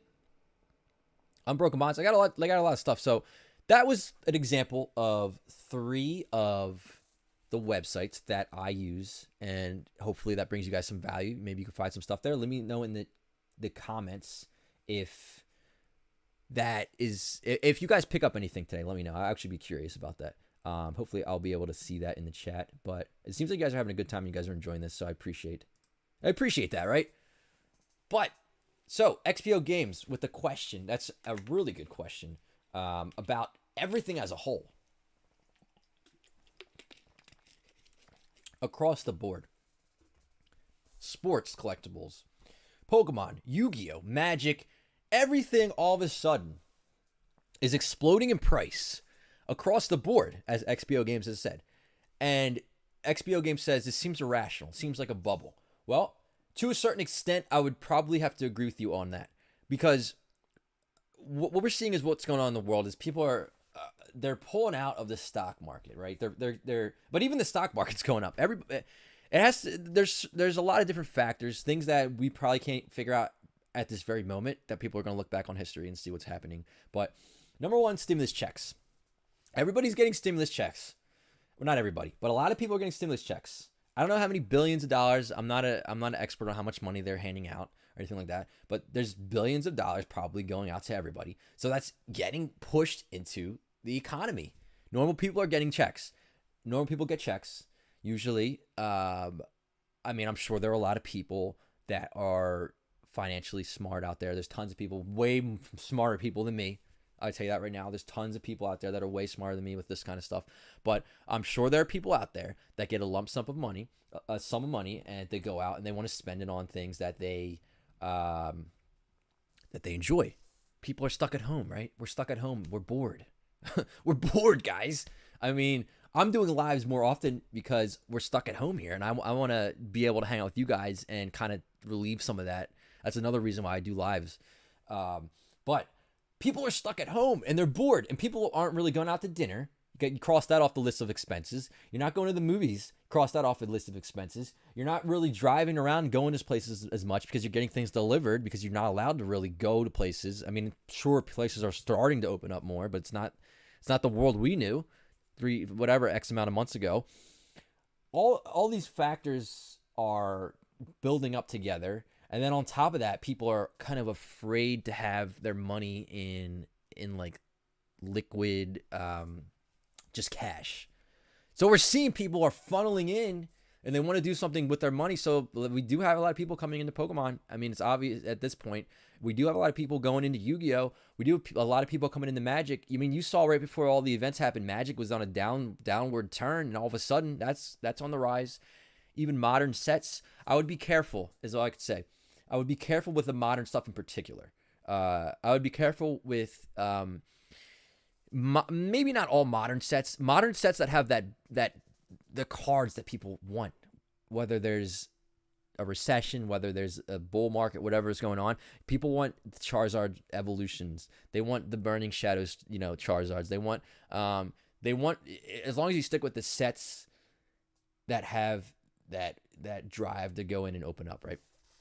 Those you're good with. But sure, I wouldn't be surprised if we saw right now we're just going up. Nothing can go up forever.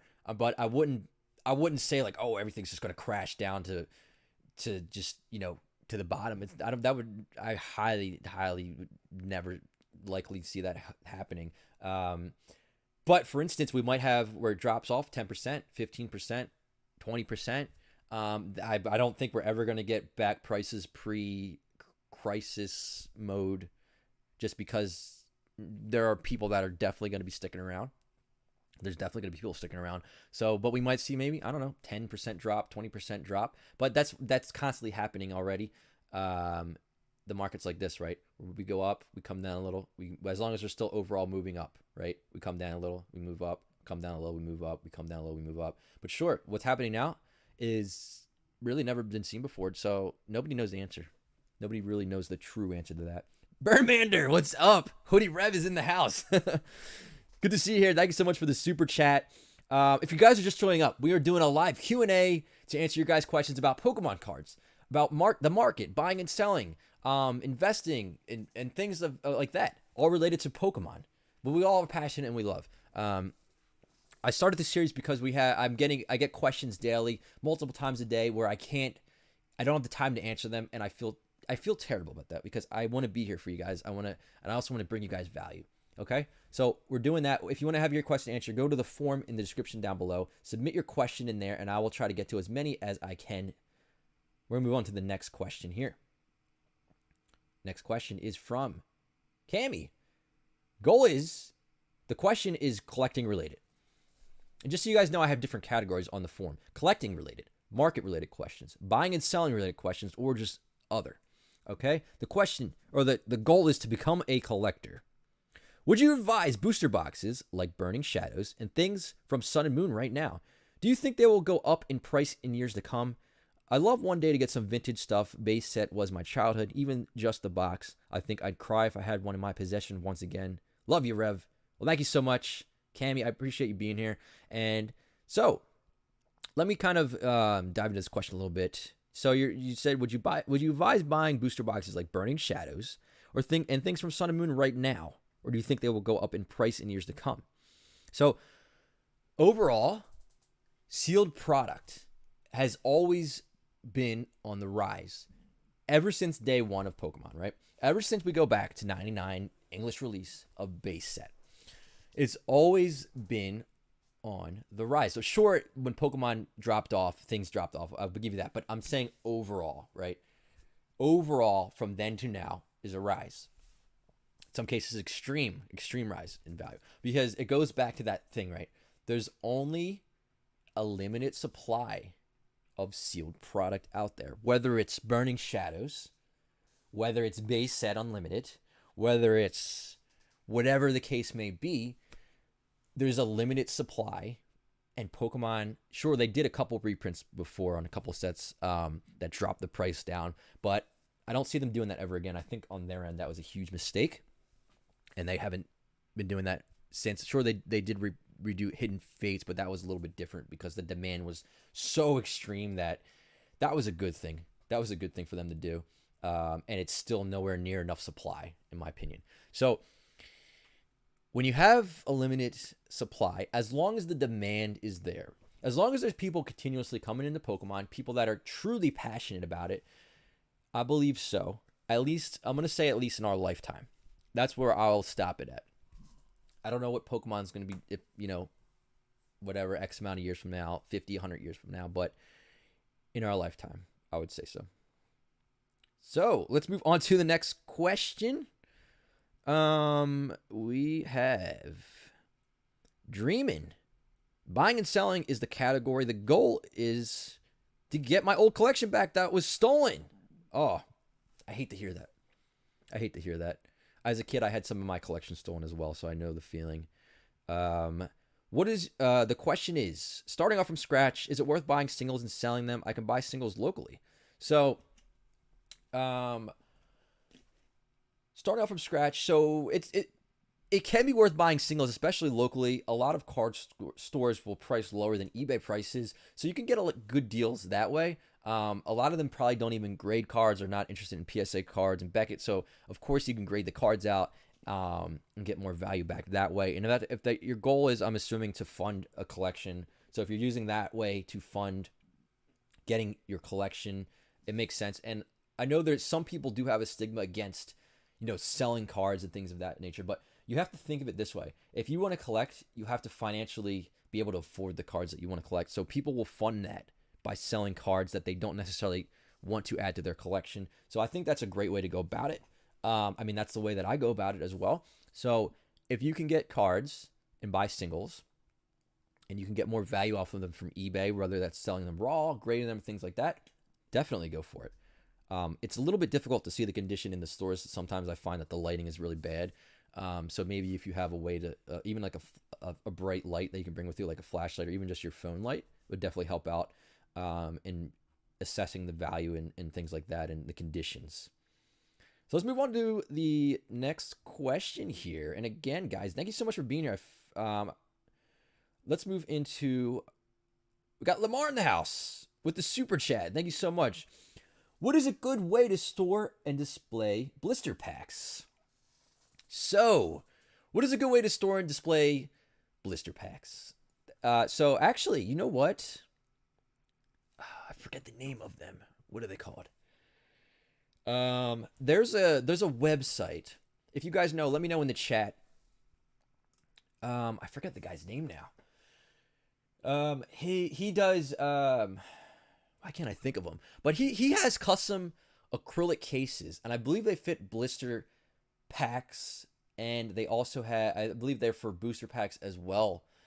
If anybody knows the guy's name, let me know. He's been in the hobby for a long time. I can't think of it off the top of my head. What is his name? If you guys know, let me know. But he sells vintage stuff. He's got custom cases that he makes, things like that. You can go on there, and you can actually grab those cases and put them in the acrylic cases. I think that would be a cool way to display them. Another way is I have a display probably show you guys actually if I pulled up here and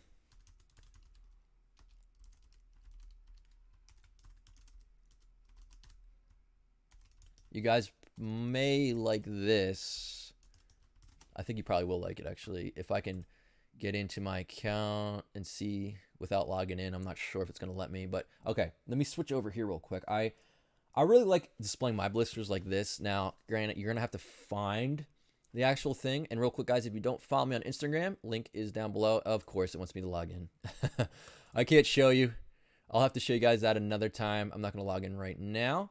But I have a really cool like display from GameStop where it's from the floor up to about here, and it has like the actual like I don't know what they're called, but the little things that you could actually put the blister packs on. So I have it all displayed like that. It says Pokemon on it. It's really, really cool. If you could find one of those from like GameStop maybe or something like that, they usually, I guess they toss them, so they're kind of tough to find. You have to get them from employees. But actually, what we could do on here is maybe we could try to find one right now. So Pokemon display maybe. Let's try that. Maybe I could show you guys what I'm talking about here. Well, display will show booster boxes. Maybe store display. Pokemon store display. That's cool. Hopefully I don't get lost on eBay. But let me go. Let's just go highest to lowest. So kind of like this. That's an Unbroken Bonds display. Let me see if there's anything else on here. So the question was to show how to display blister packs. There's no wrong way to go about it either. So that's the cool thing about collecting and everything. You can kind of do things the way you like. And yeah, so there's no one correct way to go about it. But this is kind of similar to what I have. But it doesn't have shelves like that. But where the shelves would be are those, like these things right here. And I could put all the blisters on it, and I put them all down the whole thing. And it doesn't have the shelves like that. But this is actually kind of cool. Well, okay, the price they're asking though is $3,500. Unbroken Bonds display. I'm gonna have to pass on that one. That's a little too crazy. But anyway, yeah, going back to it, really any way that you like. So, yeah, thanks so much for the question. Hizoka's in the house. What's going on? Good to see you here. I love how you tell new people to go for the joy over the money. Thank you so much, Hizoka. I truly appreciate that. You just jump back into the hobby as yourself. I mean, but you've been through it extensively. A huge collector from the EX era, if you guys don't know Hizoka, has rekindled the channel from what I've heard. So congratulations on that. And if you guys want to make sure you go check out Hizoka on YouTube, a lot of really cool information there. So, and actually another chat as well, which was, will you sell me your PSA 10 EX from your haul? So see, there it is. I knew you were an EX collector. I remember that. So definitely, yeah, get in touch with me when we get that submission back from PSA, and we can definitely talk. And I'm sure we're going to go through a lot of it. Myself and Cool Trainer Ryan, if you guys missed that collection video, make sure you check it out on YouTube. The huge haul that we found. But yeah, definitely get in touch about that. So let's move back to the forum and see what the next question is going to be. So Joshua H. collecting question, and the question is, what is the best tip/trick on starting collecting and building inventory to start collecting and distributing? So basically, that all goes back to going back to your true passion, right? If you're passionate about Pokemon, if you're passionate about this hobby as a whole, you'll just naturally accumulate things and you'll hang on to them. And that's kind of what happened with me. Is I naturally kind of just was attracted to Pokemon. I mean, ever as a kid, right? We all have that nostalgia attachment to it. And I started collecting things. I started buying things and just adding them to the collection. And over time, naturally, these things built up. So you can intentionally go for it, though. If your intention is to buy things and hold them and build that inventory up. Because it's tricky, right? You have certain things that you want to put in your collection. We all do. You have certain things that you would like to sell maybe and add into inventory, which, you know, with that being said, there's also things that you probably want to open up. So you have all these factors that are built around each other, and it's tough to say an exact way to go about it. But I think if you mix in different avenues of collecting these things and acquiring these things, I think that really is truly a good way to go about it. But there's no one real way to go about it, because if you're gonna buy something and you want to add it to your collection, right? And you're like, well, I don't want to sell it, but maybe you want to sell it down the road. You can build up inventory though with new product, so you can get that on distributor level. If you're a licensed business and you're signed up with those distributors, you can build up inventory for new product pretty easily. But in terms of vintage and stuff like that, it's tough. It's tough. But if you go about it in certain ways, you'll have easier ways to add those to the collection. So we have a question here from Bert. What's going on, Bert? Thank you for the question. This is a buying and selling related question. So buying it looks like they're looking to buy something here. The Snorlax Level X, is it worth it to buy? So let's take a look, right? I don't know the answer to that question offhand. Now, if you're speaking about collecting and adding to your collection, absolutely. If that's something that you want to go for and you want to add it to your collection, I don't see why not. But if you're looking at it in terms of value, maybe you're looking to see if it's going to increase or you think it might increase in value, or you think maybe the value is too high right now. Let's take a look at it. So Level X, Snorlax. So we're on eBay. We're gonna pull this up. This is a question from Bert. Wants to know if it's worth it to grab a Level X Snorlax here. So let's go. See, this is a weird one to type in. It's usually LVX, so I put LVL, but LVX is what most people put these in as. So this is from Platinum Rising Rivals. So if you guys know Platinum Rising Rivals, we can go to this website. This is PokeLector. I love this website. This is a great way if you guys want to see the cards up close from sets. So we're gonna go for Platinum Rising Rivals, which was from the Platinum era, of course, and it's an older set. I mean, these are pretty old sets now. 2009, so you're talking 11 years ago. And this way, you can actually see the entire set laid out in front of you, okay? So I would recommend this. So the Level X Snorlax. Level X's are what people are really looking to pull out of this era of Pokemon. You got, all these other Level X cards here, Luxray, Infernape. So we're looking at Snorlax, though. Snorlax, Level X. Here's a list here, if you guys could see, of all the different places where you can actually grab this card. In particular, you can go to TCG Player, right? You can go to Troll and Toad. You guys know Troll and Toad. You can go on eBay, right? There's all these different places for this card. So what I would recommend is, first of all, finding the condition that you want to get. So check it out. Heavily played hollow foil Snorlax. This one's, the condition's not going to be good on it. You can get it for $17.49, 50 cents shipping. So that would be heavy played. That's one avenue to go down. You can go down Troll and Toad. You have to be careful on Troll and Toad. I'll tell you that right now. Troll and Toad puts every single card, literally almost every single card, in near mint condition. Okay, there's none in stock right now, but they did have it at $40. Near mint for them could be a PSA 3 or a PSA 10. Be careful with that. But in general, first of all, just in terms of the artwork, really nice card. Snorlax, the Level X cards, looks like they're popping out of the frame. I mean, it's really, really cool. Gotta say, if you're a Snorlax fan, this is a great card.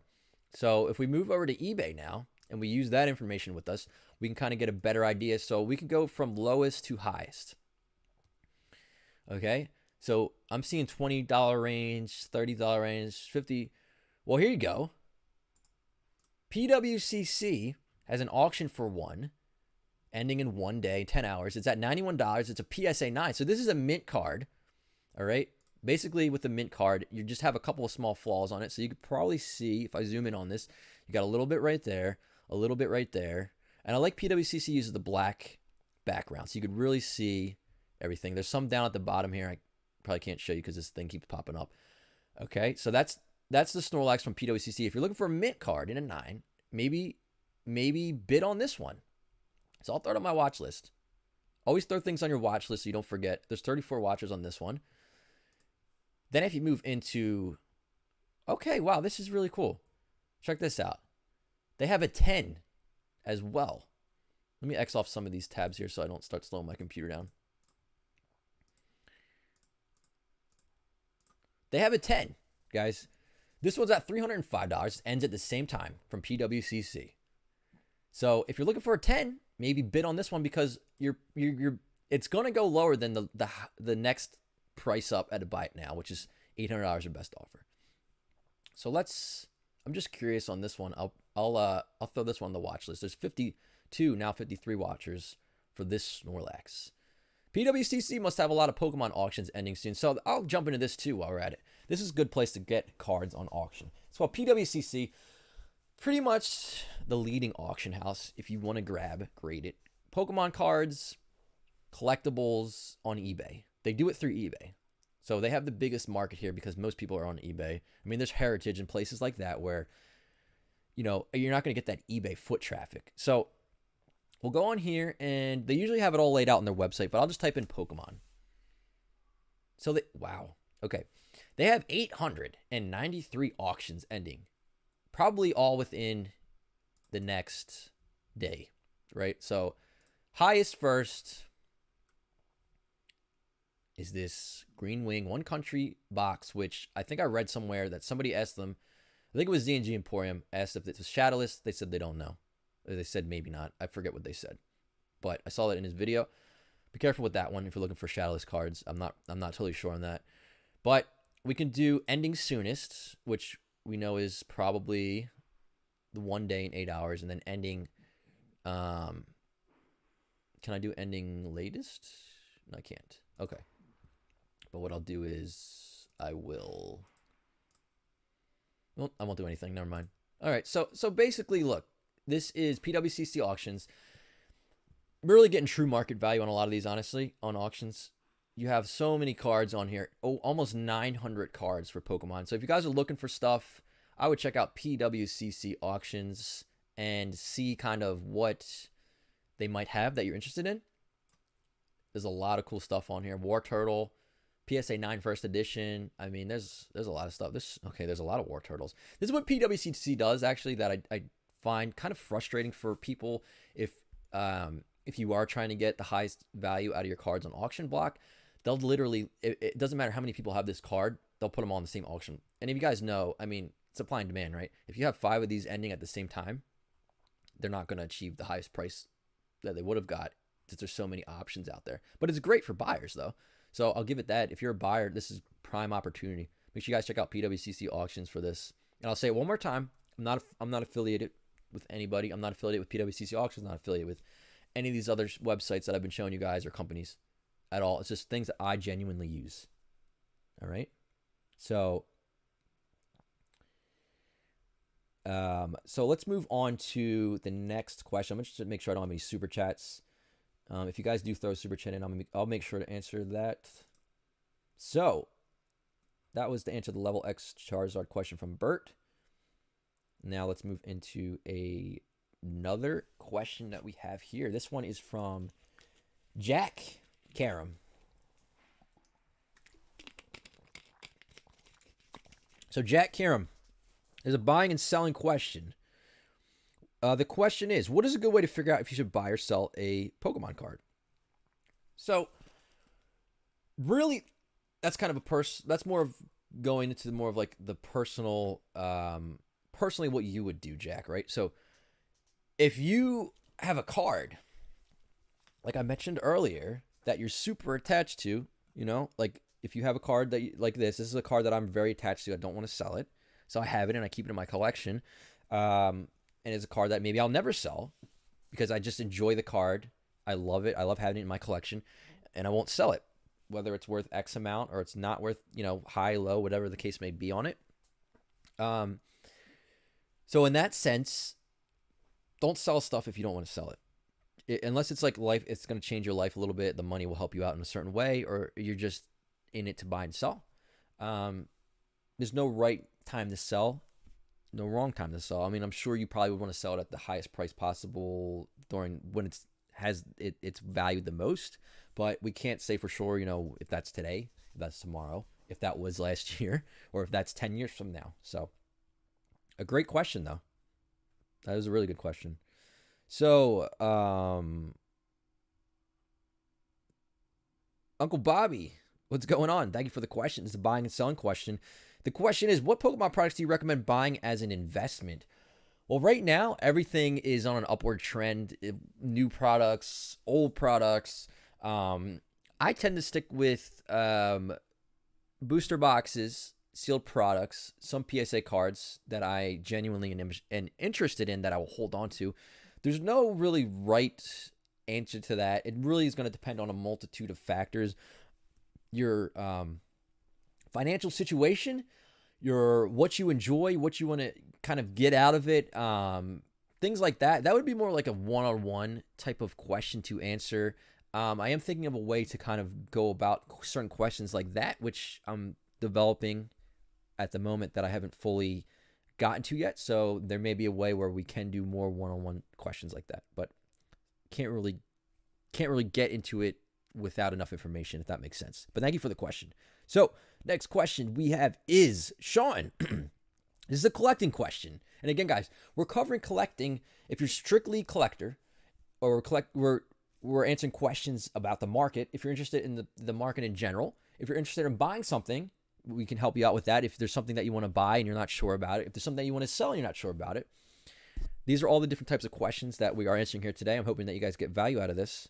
So the question is, do PSA graded cards of the same grade have value variations? Example, a strong 9, a weak 9, and should that factor into collecting? So to answer that, first of all, you guys are just real quick, guys. You guys are asking really, really great questions. So a round of applause to you guys. I really like these questions. You guys are really narrowing it down and getting really specific, and I appreciate that. So to get into that question, right? Strong 9s or weak 9s. So for those who don't know, PSA and even Beckett, when they grade cards, you'll see a 9 or maybe even a 10, for example, and you'll say, you know what? That doesn't really look like a 10 to me. You know, I see like this, or maybe it is a 10, but the reason that it got docked was because the centering was off. And you look at that card face value and you look at it from the front, because most of the time we're looking at cards from the front. So eye appeal is big. Eye appeal is big for me anyway. So when I see a card, I want it to be centered as best as possible, and I would prefer the hollow to be as clean as possible. My preference is that it would just have some sort of back issue, whereas maybe the back is off center a little bit, or there's some specks on the corners, or maybe even a little bit on the edge. I'd prefer to have that front eye appeal because that's what I'm always looking at. That's me though, right? Some people would prefer to have the cleanest back ever. So when we look at strong graded PSA cards, yes, there is absolutely a price difference on strong grades versus a weaker grade. Then there's the example of the first edition PSA 10 Charizard. There's a seller on eBay. I don't know if it's up anymore, but let's take a look. Let's take a look. So we'll transition back over to oh, you know what? I had that up the whole time. I didn't realize. My apologies, guys. I left this screen up here, but anyway, we'll PSA 10 first Charizard. I assume it's not up anymore, but I'll just test. I'll just take a peek there and see. I'm still on PWCC's site, so I got to go back to eBay main and go here. There's a seller that had a first edition PSA 10 Charizard up, and it sat for so long, and I don't know if it's still up or not. Korean. But they have the price up very, very low under market. But the thing was, the grade did not look like a 10 at all. I think it's probably gone by now. I mean, even at this point with the market, the price that it was at is probably a good deal. So anyway, we can't pull that up, but it didn't look like a 10. So it wouldn't sell. It would sit there, and it sat. And I think it actually sat there. Honestly, I think it might have sat there for a year or more. And it would never sell because the grade didn't look like a 10 at all. So that's an extreme scenario. But we do have these smaller scenarios where some people might see a swirl and they'll say, oh, the swirl looks really good. I'll pay a premium for that. Or they'll say, you know what? I don't like the eye appeal of this card. Even though it's a 10 or even though it's a 9, I'm not liking the eye appeal on it because it looks a little weak to me, or it's something that I'm not interested in, or maybe it is just in general a card that was maybe shouldn't have even been a 9 to begin with. These are all things to factor in. And then if you should factor that into your collecting, that's again, it goes back to a personal choice. Look at the card, maybe not the grade so much. So look at the card and say, does this card to me, is this something that I would enjoy having in my collection? Does it look to my standards? And that's maybe a good way to go about it. But that again goes back to a personal type of, a personal answer on that one. And that's what we're going to see a lot. Some questions here will be something where it's more of, what do you want, right? What do you want to collect? And people that are right here in the live chat, I'm just checking it out real quickly. If you guys are asking questions in the live chat, what I want you to do is actually go to the description and put your question in. There's a form. This is the first link there. That's how we can get to your question, answer it. So thank you so much for the question, Sean. Let's move on to the next one. Next question is from PokeLoser. Collecting question. How old were you when you started collecting? I was 99. I was 9. I was 9 years old. I started collecting in 1999 when base set dropped. I was like Pokemon dropped, and I was on it with the games, collecting. But I was 9 years old when I first started collecting. So thank you for the question. So, Billy C, what's up? Thank you for being here. Question categories under other. Not really a question, but just wanted to say thank you for all of the hard work and time you've been putting in and bringing a lot of positive and nostalgic feelings for a lot of people. You're awesome, man. Keep it up. Thank you so much, Billy. I appreciate that. It makes me happy to hear that you guys are enjoying this. And what I'm trying to bring different avenues, because there's, like I mentioned earlier when the stream started, people love there's a lot of people will love to see the packs get open, and you guys enjoy that, and you enjoy the nostalgia and the memories that come with that, and the thrill of it, and even being a part of it, right? There's a lot of people that like more of the discussion, kind of like the sit down coffee with Rev type style here that we are trying out today, and I'm really enjoying this as well. So I really I hope to bring you guys all of the things that I've learned over the years. I've learned a lot of things over the years in Pokemon that I want to share with you guys. I want to share. I'm like an open book with you guys. So if you ask your questions, I'm going to answer them to my fullest ability, and honestly, in the best way I can. So I hope this is bringing you guys some value here. And we are getting a lot of questions in. So thank you again, Billy C. We have Albert. This is a buying and selling question. Are modern sets worth investing in? So modern sets, this is the way I think about it. With modern sets, I would say modern at this point would be X and Y or newer. Black and white,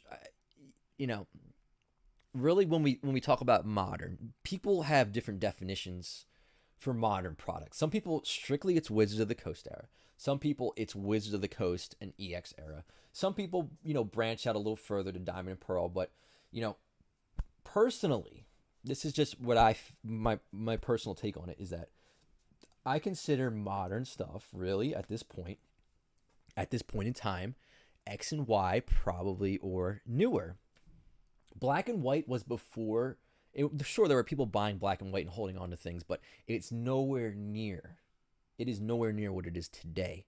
So that's why today when I look at X and Y, I see it as the era of so many more people coming in and buying things and holding things and investing in them.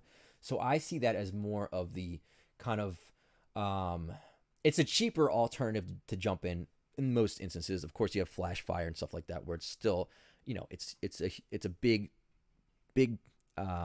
purchase, a big buy-in for that. But when we look at modern sets, I look at things from modern X and Y or newer as how well was the set received?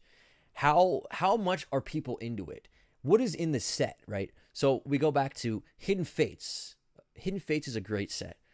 I'm telling you guys, Hidden Fates is like the set of our time right now to grab. Hidden Fates, as long as they don't just say like, okay, time to turn on the printers and just print it for like 3 years straight, which they're not doing right now, and I don't think they're going to do. I think they're done with Hidden Fates, in my opinion. So Hidden Fates is opened up so much, and there's so many good cards in there.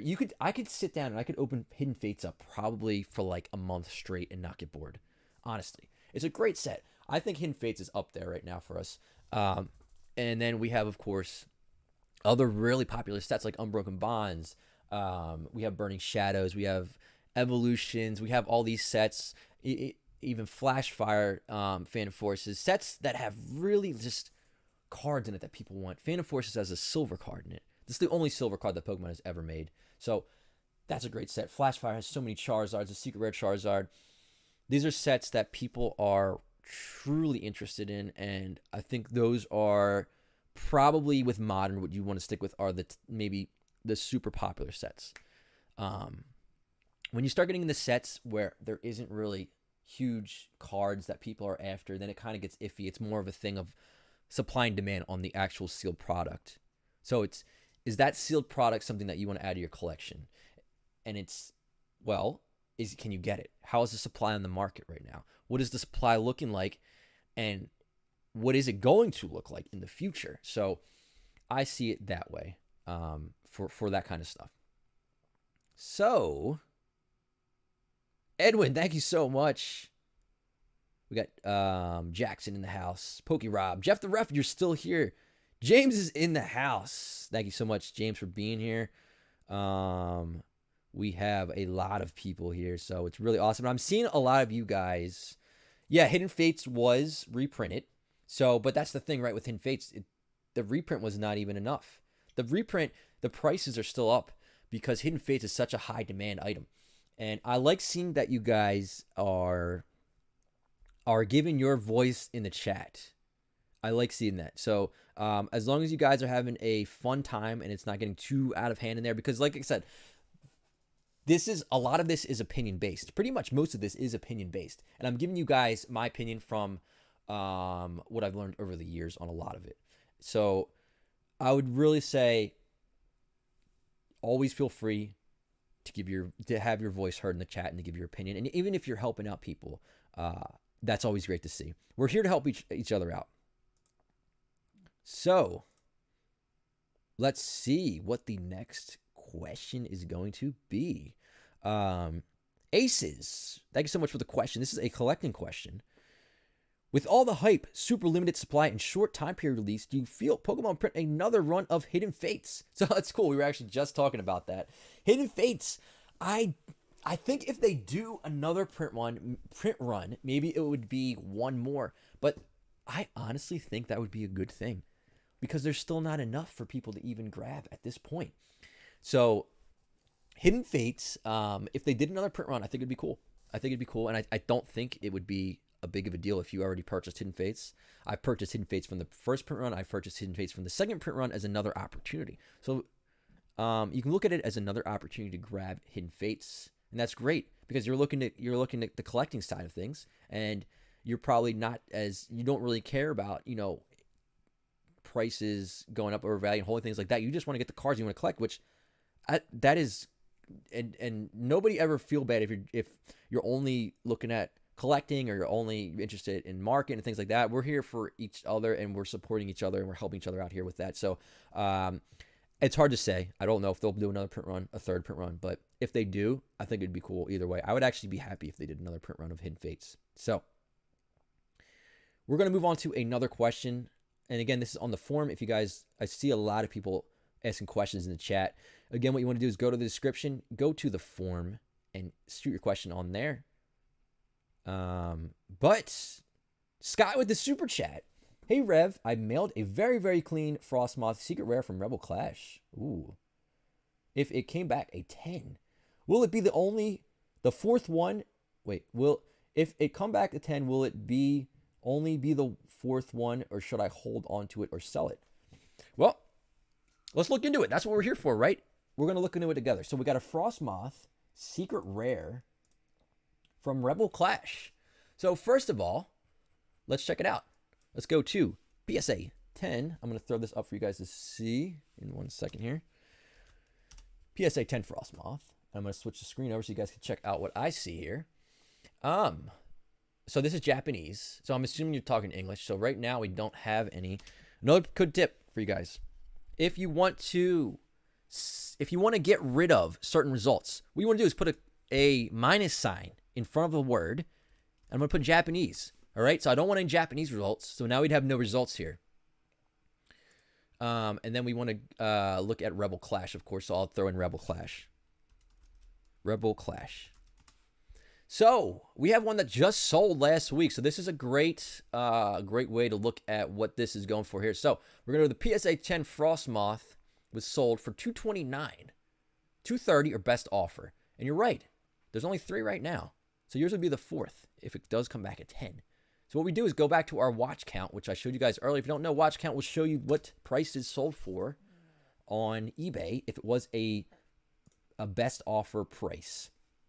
Of course, guys, we have Blastoise93 in the house, still hanging out here. I truly appreciate you being here. Guys, and Trainer Trey is here as well. Make sure you guys check them out. Links are in the description down below. They're the mods in the house right now. They're holding it down. They're making sure you guys get your questions answered. I truly appreciate them hanging out here, and I know this was like a totally last-minute thing. So them taking the time even to be here for as long as they have been, I truly appreciate it. And guys, make sure you check them out. They're great guys. They have great channels as well on YouTube. But getting back to the Frostmoth PSA 10 from Rebel Clash. So what we're going to do is here, we're going to click what it sold for on eBay. So it sold for $200, all right? So that should be a pretty accurate price here for what it's worth because it sold about a week ago. $200. So what we could do here is we're going to go to psacard.com, okay? We're going to go to the Pop Report. Now, Pop Report is going to show us what the cards are, how many cards are in the population. So this is a great way to figure that out. So what we want to do is go to Rebel Clash. They have a pretty good search engine on here. Sword and Shield Rebel Clash. It's going to tell us how many of each grade of a card exists. The page does not. Page was not found. Interesting. That is weird. Okay, so maybe I'm looking at the wrong. It's weird. Sword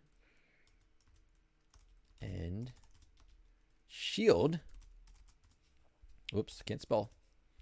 Sword and Shield.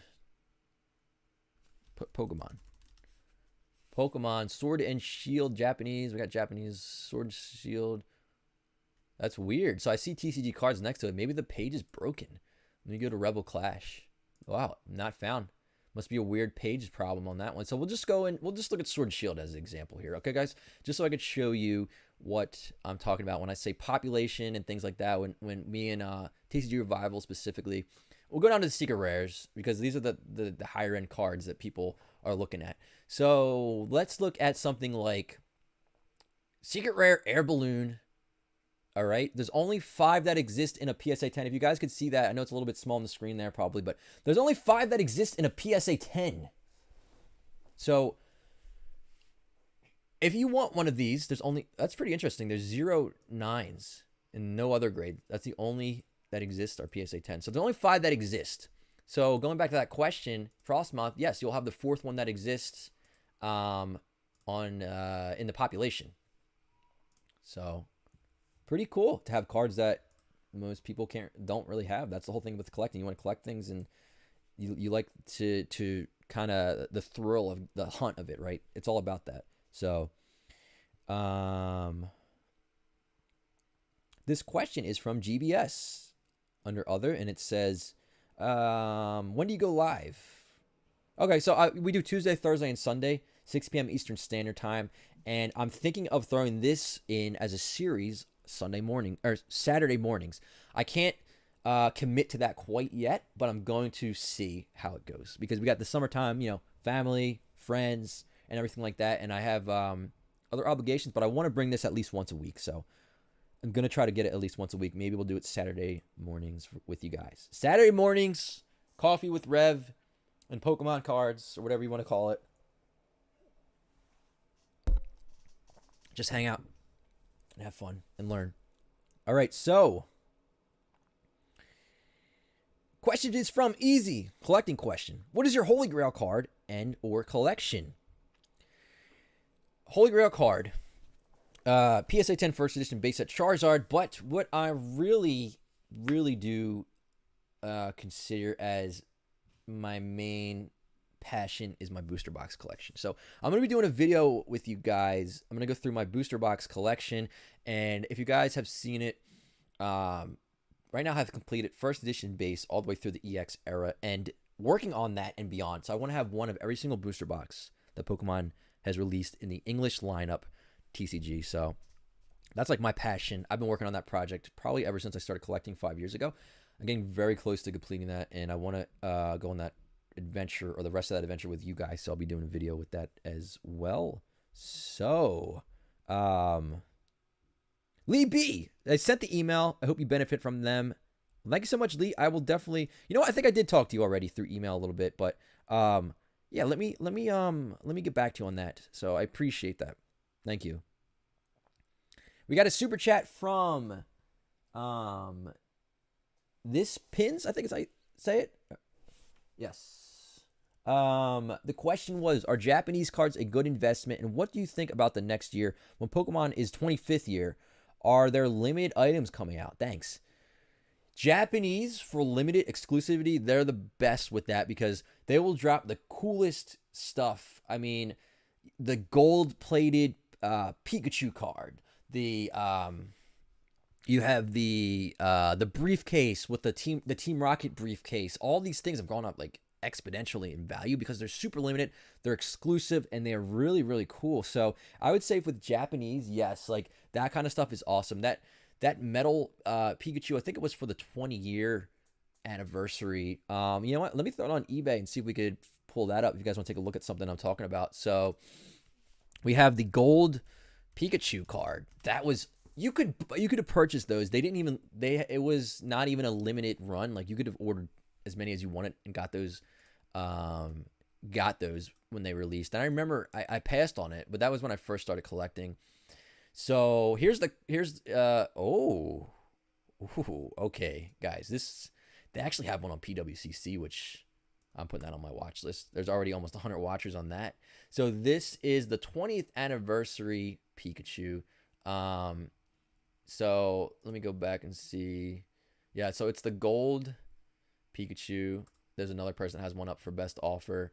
The card is gold, right? So it is actually gold. 24 karat gold. So you remember those Burger King plated cards? This one is actually, I don't know if this is fully gold or what the deal is, or if it's plated or I don't know. But it's the 20th anniversary Pikachu, and I think you could have bought these. I think they were a couple $1,000. I don't know the exact price, but you guys can let me know. I think they were maybe a couple thousand when they came out, and they're going. I mean, this one's already at $6,000, 21 bids, ends in a day and 10 hours, like all the other ones on PWCC. So keep an eye out on this one. We'll see what this ends for. I'm curious to see. I feel like maybe it'll end.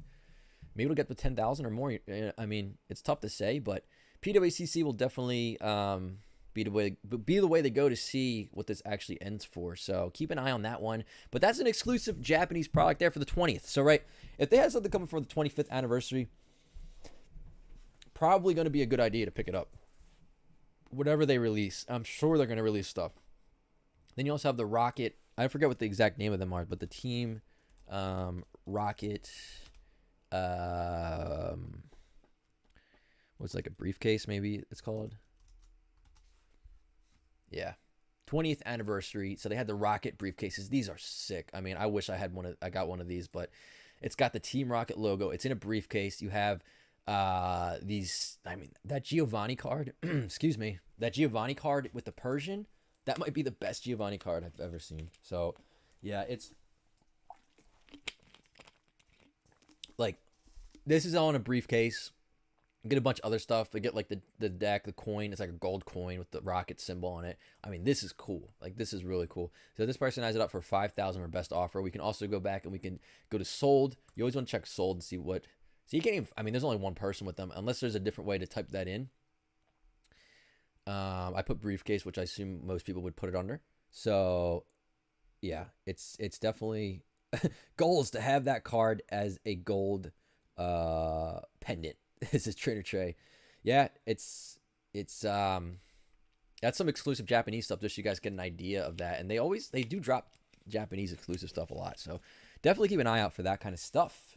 But let's move on to the next question. Thank you so much, Bull City. Appreciate that. All right, so Let's see what the next question is. Rob with a buying and selling question. Oh, that's a good one. So, what do you think about CP6 20th anniversary first edition graded cards? Do you see them climbing in value over the next few years? So that's a good question. So CP6 is a Japanese equivalent of Evolution. So let's move back to eBay again. Let's do CP6. Let's go box. Let's see what they're going for. CP6. Well, we got to put Pokemon. Pokemon CP6 box. I'll go to all in case we get more results that way. So this was way more limited, right? So and that's where you're seeing the price on these is we got 350 or best offer. Wow, I mean the lowest is 350 or best offer on these. This is a Japanese version of it. CP6 anniversary. So they're going for about $350. So if we go for CP6 PSA 10, we're gonna put first in. I keep it as broad as possible so I get more results that way. We got the Charizard ended recently for $200, first edition. So you know it's tough to say. I see overall the market trend though has been moving forward and up. So it just like anything, it's limited. It's you know it's Japanese product, so you do narrow down your market a little bit that way because not everybody's going after Japanese stuff, which is totally understandable. But you know it has the base set Charizard reprint in there, so you got to give it that. I think it's a good set overall, and yeah, it's something that could possibly be worth it in the future. I mean, we've seen it ever since it's been released, going in an upward trend. So hopefully that answers your question. Next question, Giuliano, under the other category. Hey, PokeRev, love the channel. Have you ever done a room tour or studio tour? I have not done one yet. I need to do that. I keep telling you guys I'm going to, but I'm setting up some things, like, and I'm not done yet. You know, it's like when you have people over, you're like, oh, let me clean that up. Oh, I got to fix that. Like, that's what it's for me, right? So I'm trying to get some of these side projects out of the way so that everything is good to go, and you guys are going to check it out. But I do have multiple collection rooms. So there'll be two different. I have the PokeCave, and then I have another thing that I haven't even showed you guys yet, but I will. But yeah, and thank you so much. I appreciate you hanging out and for the question. Next question is from Braden. And collecting question. How long do you think the trend of opening sealed vintage product will last as demand outweighs supply? Do you think it will get increasingly difficult to find these packs, booster boxes in the near future, or will the fun last for a bit longer? That's a good question. So going back to what we said earlier, there's only a finite amount of products out there, you know, booster boxes, packs, things like that. And it's always increasingly been going up in value. So it comes to a point, right, where it's like supply isn't always going to be there for certain things. So you see people buying certain items and putting them in a collection as soon as they can. But as I said before, vintage products, right? Things are always becoming vintage. Now people are looking at black and white era. It's amazing artworks. You're looking at Diamond and Pearl, Heart Gold Soul Silver, all these sets that people were like, whatever, you know, a year ago, 5 years ago, or now main huge sets that people dive into and open. So things are always going to become vintage. It'll just be, you know, how old, right? And how far back are we willing to go? So hopefully that answered your question. So Kenneth M with a market question, and the goal is trying to make some money. How do I start investing in Pokemon? So that's a pretty broad question. So, and that's actually a good one to hit on in terms of just like, I'm new, I want to invest in Pokemon, which we're seeing a lot of, right? We're seeing a lot of people jumping into this, and you know, people are you know, interested in the hobby as a whole. You're seeing so many new people, even just from the last 6 months alone, jumping in. So a good way to start, right? I'm going to tell you this, and I'm going to be honest with you with this. If you don't have a real passion for Pokemon cards, if it's not something that you really, truly enjoy, I wouldn't recommend it.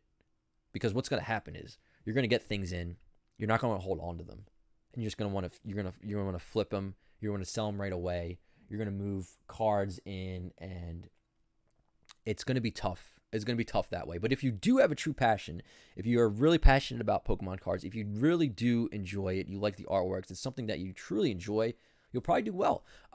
In terms of how to go about it, it's such a big, broad question to answer, and that's more of like a one-on-one type of question that, like I mentioned earlier, I'm trying to figure out a way how to do that. I may have a way to do one-on-one types of questions with people to get really specific.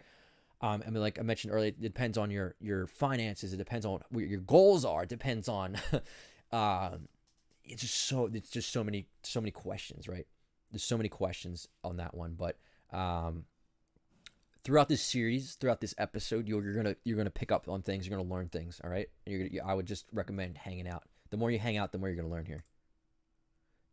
All right. So, question is from Jeff. Collecting question.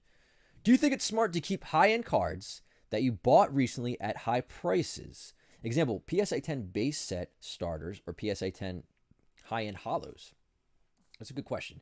So, is it smart to keep cards that you recently bought at a high price? So, I think every time somebody has purchased something, a lot of times it has been for the higher price. So all of these old school first edition base set cards in particular that we're referring to here, somebody has had to have taken the next step and purchased it for the next price up. And then they were the person that bought it for the higher price. And then the next person bought it for the higher price, and it sustained its value over time. Sure, like it probably there's dips, or somebody gets a good price, dips down, then comes back, dips down, comes back, like so. It just has to kind of be a question of, are you collecting them, right? Do you want to have it in your collection? Is it something that you want to hang on to for your lifetime, for 10 years, for 5 years?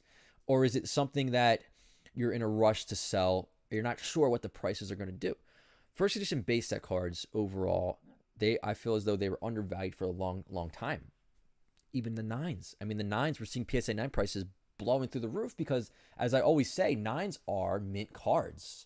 They're mint. They're beautiful cards, right? You need to look very closely to see a 9 what the flaws are on it in most cases. So those are coming up in price. 10s obviously are going up in price. They're getting harder to find. That's more of a question of like, do you want to get out? Do you want to get your money back on it? Do you think that the prices are going to increase? Do you think they're going to go down? And I can't specifically really, I can't give you the 100% answer on that one, and nobody really can. But thank you for the question. I appreciate that. So, all right, another person asked basically the same question. Jordan, I appreciate your question about buying and selling. Kind of hit on that one a little bit already. So let's see what the next one is. Next question is from Super Luke. The goal is a collecting question. The goal is to collect all the latest affordable sets.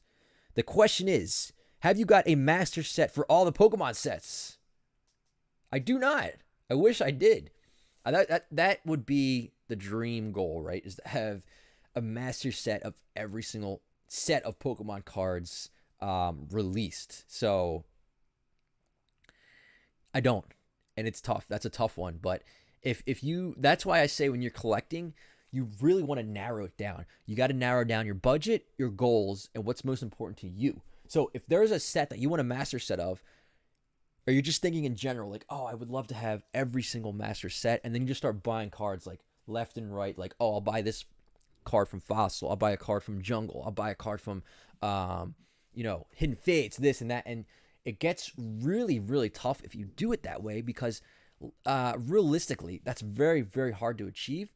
Now, I know you were asking me specifically if I do, but I just like to address that as well for people that want to collect. Narrow down exactly what you would like to collect, and you're going to have a better time with that. Narrow down your budget, make it a weekly thing or a monthly thing or whatever the case may be, and do realistic goals for yourself, and I think you'll have a lot more fun with it. And don't be too serious. I see so many people jumping in, and they get so serious, right? It just like causes stress. You don't want to be stressed out about collecting Pokemon cards. That's the last thing you want to do is get stressed out, right, guys? Because we're here to have fun. Collecting is about having fun. And if you're stressing yourself out and you're constantly like trying to deal with your finances of affording the cards. You're trying to constantly hunt down the cards and it's stressing you out. Do not go about it that way. Take a step back. Take a step back and really think about it. Because if it's causing you stress, it's doing the exact opposite of what it's meant to do. You're meant to have fun, have some nostalgic feelings, and yeah, that's what it's about. Nyan says you have to have a master set of Bidoof cards. I do. You know what? You make me want to have that goal now. The Bidoof master set. Could you imagine? I have to look into that. Next question. And thank you, Super Luke, for that question. That was a cool one to answer. And again, I really appreciate you guys. You guys are asking phenomenal questions here. You guys are asking questions that I feel as though a lot of people are hopefully finding value out of. And again, I asked this earlier, but I'm sure we have a new group of people hanging out here right now. So what I want you to do is, if you are actually new here, if you've never been here before for a live, hashtag in the chat new. So put hashtag new and put hashtag old if you're old. But if you're new, I'm very curious if you found the channel through this Q&A live stream, because this is something completely different that we're doing on the channel here. And it's something I've been wanting to do for a long time. So let me know if you found the channel through this live, or if this is your first live in general. So I'm going to go through here. I'm going to double check this live chat every once in a while to make sure I'm not missing any other questions that you guys are asking. Let's see here. I don't think I missed anything. Kush, what's going on? Thanks for being here and hanging out during the live. Great stream and community as always. Well, you're a part of that, right? So you're a big part of how this community is developing and everybody that we have here. So I appreciate you being here, and I appreciate all the support here. So let's move on and let's see what the next question is up on here. So okay, let's see. So we have the question from Nothing But Pokemon. It's a collecting question. What is your take on Pokemon not doing big print runs during what's going on in the world? I don't want to say the word because I don't know if we're allowed to say it on YouTube. Do you feel these next two sets containing the Zard Chase cards will be good sets to buy and store? So I did hit on this a little bit, but you're referring to Darkness Ablaze. So why don't we take a look at it, right? Let's dive into it. That's what we're doing here. You guys are asking your questions, and I want to dive into them as much as possible for you guys. So what we're going to do is go to... we're going to pull up a website on here. I'm going to show you guys. I'm going to switch screens here, and we're going to see what we have on the new set that's releasing, right? It's the new Darkness Ablaze set. So let's go down and see if we have any information on it yet. Probably on Bulbapedia. So what I'm going to do is go Bulba. Give me 1 second, guys. Pedia Darkness Ablaze. I'm going to switch the screen over so you guys can check out what I'm looking at, and we're going to look at it together. All right, so transition over. We're on Bulbapedia. Again, if you guys don't know Bulbapedia, you guys want to check it out. It's like the encyclopedia of Pokemon, right?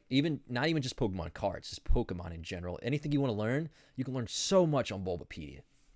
So, Darkness Ablaze is the name given to the third expansion of Sword and Shield. If you guys don't know, Sword and Shield base, Rebel Clash, and then the third one coming up is Darkness Ablaze. I like the logo, first of all. That's cool. Darkness Ablaze. I like what they did with the S and the and the A. Got the fire going, obviously, because we got some fire in the set. There's going to be a Charizard in here. So, Darkness Ablaze is the name given to the third main expansion of Sword and Shield, the Pokemon trading card game. In Japan, it's released as Infinity Zone, the third expansion of Pokemon card game Sword and Shield. Blah, blah, blah. Released on June 5th, 2020. That was the Japanese. August 14th is the English release. We're going to have 185 plus cards, so this isn't all confirmed yet. But we have the Charizard VMAX should be on here. Can I click on it and look at it? I could probably Google it, but there's a Charizard VMAX card, okay? So, Charizard VMAX.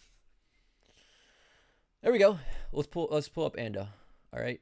So we have, that is the Japanese Charizard VMAX. Okay. Shout out to Ando in the background there.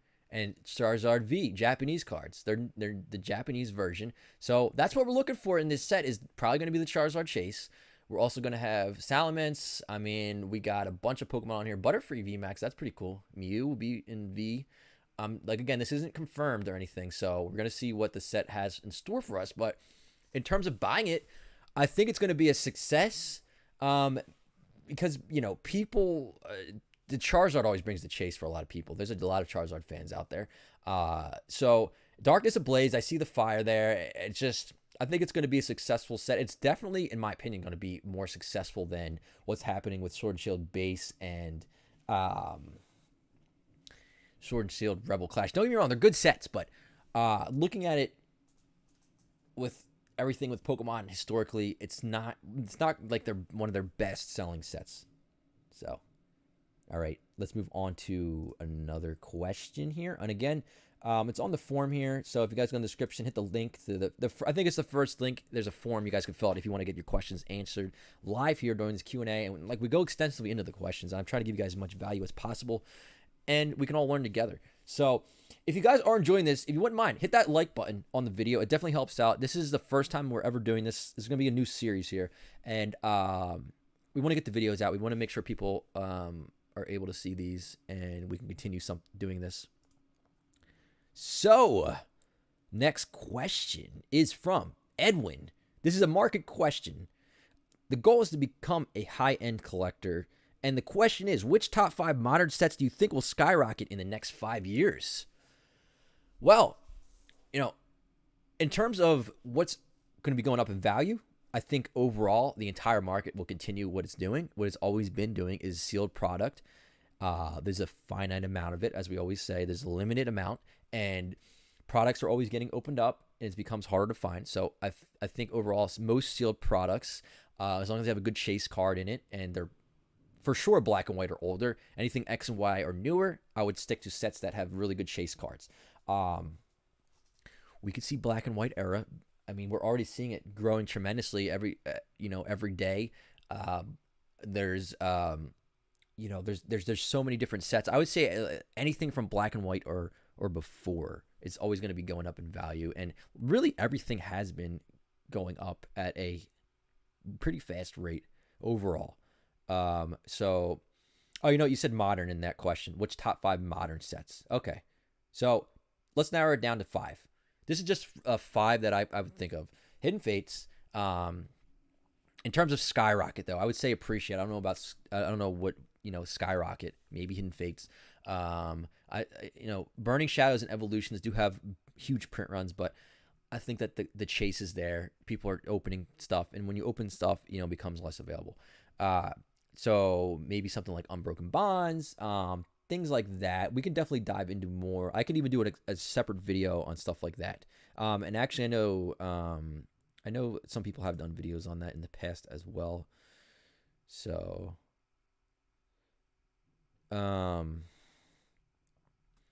let's move on to another question here. And Pokestein says, it's a collecting question. Hey, Rev, I was wondering how many sealed Wizard of the Coast boxes do you think are still around? A remarkable collector once mentioned that there are hangars filled with fossil and jungle booster boxes, and I have a hard time believing that. I don't know about that, but I think so. I think it's there's nobody knows, right?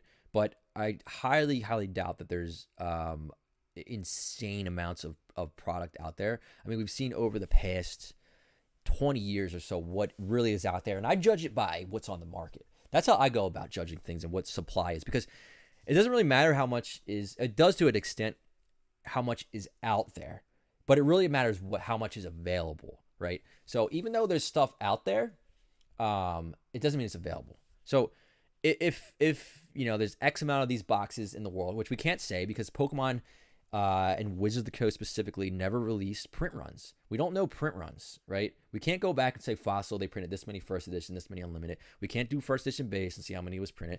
It's all behind the curtains. Nobody knows. I'm sure people have to know, but it's locked away for not general public to know. I don't know anybody has those numbers. So really it's what's available. So when you go on eBay, look and see what is actually available on the market. So we could do that right now, right? So we're trying to make this as like interactive as possible here. So what I'm gonna do is I'm gonna transition over to the eBay, and we're gonna go and let's just look up jungle first box. And again, when I search, I try to be as broad as possible so that way we get the most results. I'm gonna stay in the all category, and I'm gonna go to highest. We're only looking at first edition jungle. How much is out there, right? So when we scroll through here, you got to check. Like this is a different language. We got Portuguese. Those don't count. Nothing's going to be under that price. We have 1. We have 2. We have 3. We have 4, 5, 6, 7, and then there's a case. So it's like 7, and most of them are, you know, they're way above what the market is right now. Like these are way above market, but you know, you can't blame anybody for asking what they want on it. It doesn't mean they're going to get what they want, but so something closer to market would be something like this, right? And actually, this is pretty good. Oh, see, this doesn't even count. It's not. They didn't put. It's Spanish. Oh, I didn't see that. They did put it. It's Spanish, right? So that doesn't count. So now we're down to 6. So really, this is the cheapest option. This is a new listing. This is actually cool. If you guys don't know, this is not for resale. So Wizards of the Coast employees actually were able to get these booster boxes from acquiring points, and they could buy them too, I believe. But you could actually get these from being an employee, and you could gather your points and redeem them for sealed products and like that. And that's what people did, and that's, I believe, what it would be from, because they had that sticker on there, which meant they didn't want the employees reselling the products, which obviously there's no legal issues with reselling this now, but that has that sticker on it, and that's the cheapest one with the make the offer option, 10,500. So even if there were more of these out there, where are they now, right? They're not here. They're not on the market, so we can't really establish how many exist. At the end of the day, we're never going to know. Even if we know the print runs, we'll never know how many exist. It's impossible to know how many of those are actually out there. So hopefully that answered your question a little bit. We got a super chat from Brad English. Hey, PokeRev. So I got a Pokemon collection from when I was a kid. It has a sealed Machamp holo, Dragonite, and all sorts of original holos in it. What should I do to go about trying to sell it and not get ripped off? That's a cool question. And congratulations on having your collection from when you were a kid. So the Machamp, sealed Machamp, that's pretty cool, right? But sealed Machamps, there's a Shadowless first edition. Machamp was only in first edition from base. So it's the Shadowless version or the first edition non-Shadowless version of that one. So when you're looking that up, make sure you check that to see if it's first edition Shadowless or not Shadowless. All the other cards, what you're going to want to do is I would look at figuring out the condition of them. That's a big factor when you look at old cards. So I actually just did a video. Ben, a subscriber, Ben sent me his collection to review, and I have a video that I did. It's probably 2 weeks ago if you look on there. I think the title is Somebody Sent Me Their Entire Collection. Go check out that video. Look at how we look at the conditions and try to figure out what the conditions of your cards are. And then you can narrow it down from there what the value actually would be. And you can sell each card off individually on eBay that way. You can grade the cards. There's many different avenues to go about with that. So hopefully that helps answer your question a little bit there. And yeah, just search the cards on eBay. Go under sold like we're doing here. And I'm sure we'll go through it more and you'll actually get a better idea of how to go about it when we dive deeper into some more of these questions. So let's see. We have Scott Gittins is back with another question. This is a market question. Thank you for the question, Scott. I have bought a first edition Team Rocket booster box in 2013 for $280. Wow. Or pounds. And sold it for $480 in 2015. What do you think has changed between 2015 to present time to push the value of vintage Pokemon up to the current level? There's a lot of different factors in that. But basically, it becomes an established collectible, number one. The product gets older, number two. Number three, we have, so back in 2013, try to think of what all of you guys were doing, right? In 2013, I was 22, 23, and, you know, that's kind of like you know, college age, getting out of college, things like that, and even people that are probably younger, you know, probably 19, 20, 21, 22, in that range. And when you're in that age range, you don't have the same amount of funds, as the same amount of money to spend on things that you enjoy. So naturally, over time, as the generation moves into their jobs, their careers, you build up financial wealth, you become you have more expendable income. All those factors combined, when you multiply that by the millions of people out there, you know, hundreds of thousands, millions, whatever it is, of people that collected Pokemon and want to get back into it, and they're finding out about it again, right? There's so many people tell me all the time that they just found out about Pokemon collecting again. They jump back in it, and they have money to spend on it, and it just snowballs from there. And that's how collectibles are kind of born, in a way, from nostalgia, from general, you know, your passion for it, and your desire to come back to your childhood and enjoy it. So I believe that's basically the big difference there, because that's almost from 2013 or 2015 to 2020 now, you know, 5-6 years ago on that. 2013, you know, 8 years ago.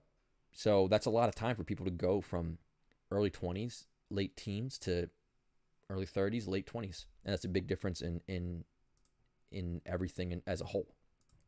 Let's move on to the next question here. I'm going to double check, make sure I didn't miss anything. We have Tom. What's up, Tom? Thanks for hanging out here. When's the Harry Potter Wizards of the Coast TCG box opening coming? Do you have any of those booster boxes?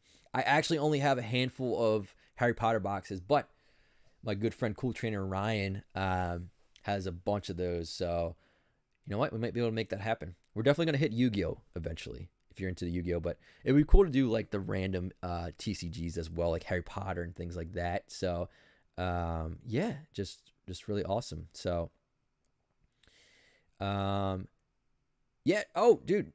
Thank you so much, Danny D, for hanging out here and being a part of this for such a long time. I know it was last minute, but I truly appreciate you hanging out here with all of us. Hope you had a great time. Guys, again, make sure you check out Blastoise93 on YouTube. Link is in the description. Great guy, great friend, and yeah, he's going to do his thing. Maybe he's hunting for some Blastoise. So, next question. We'll probably run this for another... We'll probably hit the 3-hour mark, and then maybe we'll call it. So maybe about 20 more minutes. So make sure you guys get your questions in. I'm going to get to as many as I can. We have a question from PokeJoker. Market question. Goal is complete all Wizards of the Coast first gen sets. That's an awesome goal. Hopefully you complete your goal.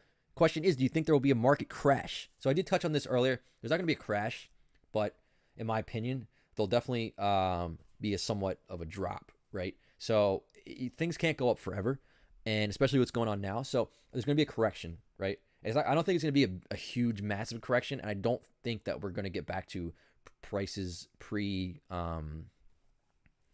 you know, what's happening in the world, right? But there'll probably be somewhat of a correction, right? And when I say correction, what, like 10%, 20%, which in the long run of things is pretty small. But I don't see any kind of like crazy crash. And I do see people ask this question every year. There's always people saying this, there's going to be a crash, there's going to be a crash, there's going to be a crash. I don't see it happening. Just my opinion, of course. But let's move on to the next question here. We have Jeffrey Frisk with a question. This is a buying, selling question. So this is either going to be related to either buying something or them selling something. So, or it should be anyway. Where to sell my Pokemon cards, like eBay? Or where do I sell my Pokemon cards? Is eBay the best, or are there other places? So I would definitely say, if you want to sell your cards, you have different options. You have a lot of different options, honestly. You could sell your cards on eBay. You're probably going to get the highest price on eBay. You could sell your cards through auction on PWCC. You guys saw PWCC auctions, which we showed earlier. Excuse me. You could sell your entire collection to other people that buy and sell collections. So I know people like TCA Gaming does that a lot. You can, you know, buy a collection. You're not going to get the highest price, but you have to figure, you know, they're doing all the work. They're doing all the advertising. They're doing all the shipping, customer service. They have fees. They have so many things that they have to factor into it. So if you want a quick way to sell off a collection, you could move to somebody that buys out collections in that way. And it's good for different people, right? There's not one way that's better for one person, or, there's all different avenues you can go down. But if you want to get the most value, you want to get the best price, you're going to have to put the work in, right? That's just how it is. You're going to take the pictures. You're going to have to deal with the shipping, the customer service. You're going to deal with all that stuff. And mainly you're going to go through eBay, right? So you're going through eBay. That's where the market is. That's where everybody's buying and selling for the most part. So go on eBay and do it that way if you want the best value, of course. Thank you for the question, though, Jeffrey. So let's see here. We have Lupe with the collecting question. So we got a collecting question. Again, guys, we're doing collecting. We're doing market. We're doing buying, selling. We're doing all the different things. To finish off, the goal is to finish off the first generation sets and frame them. That is an awesome goal. So if you got it framed together and you're going to put it on a big frame or multiple frames, I think that's the coolest thing ever. So you can actually appreciate and look at the collection. That's what I like to do, especially with the PokeCave in the collection room, is just I like to see things out.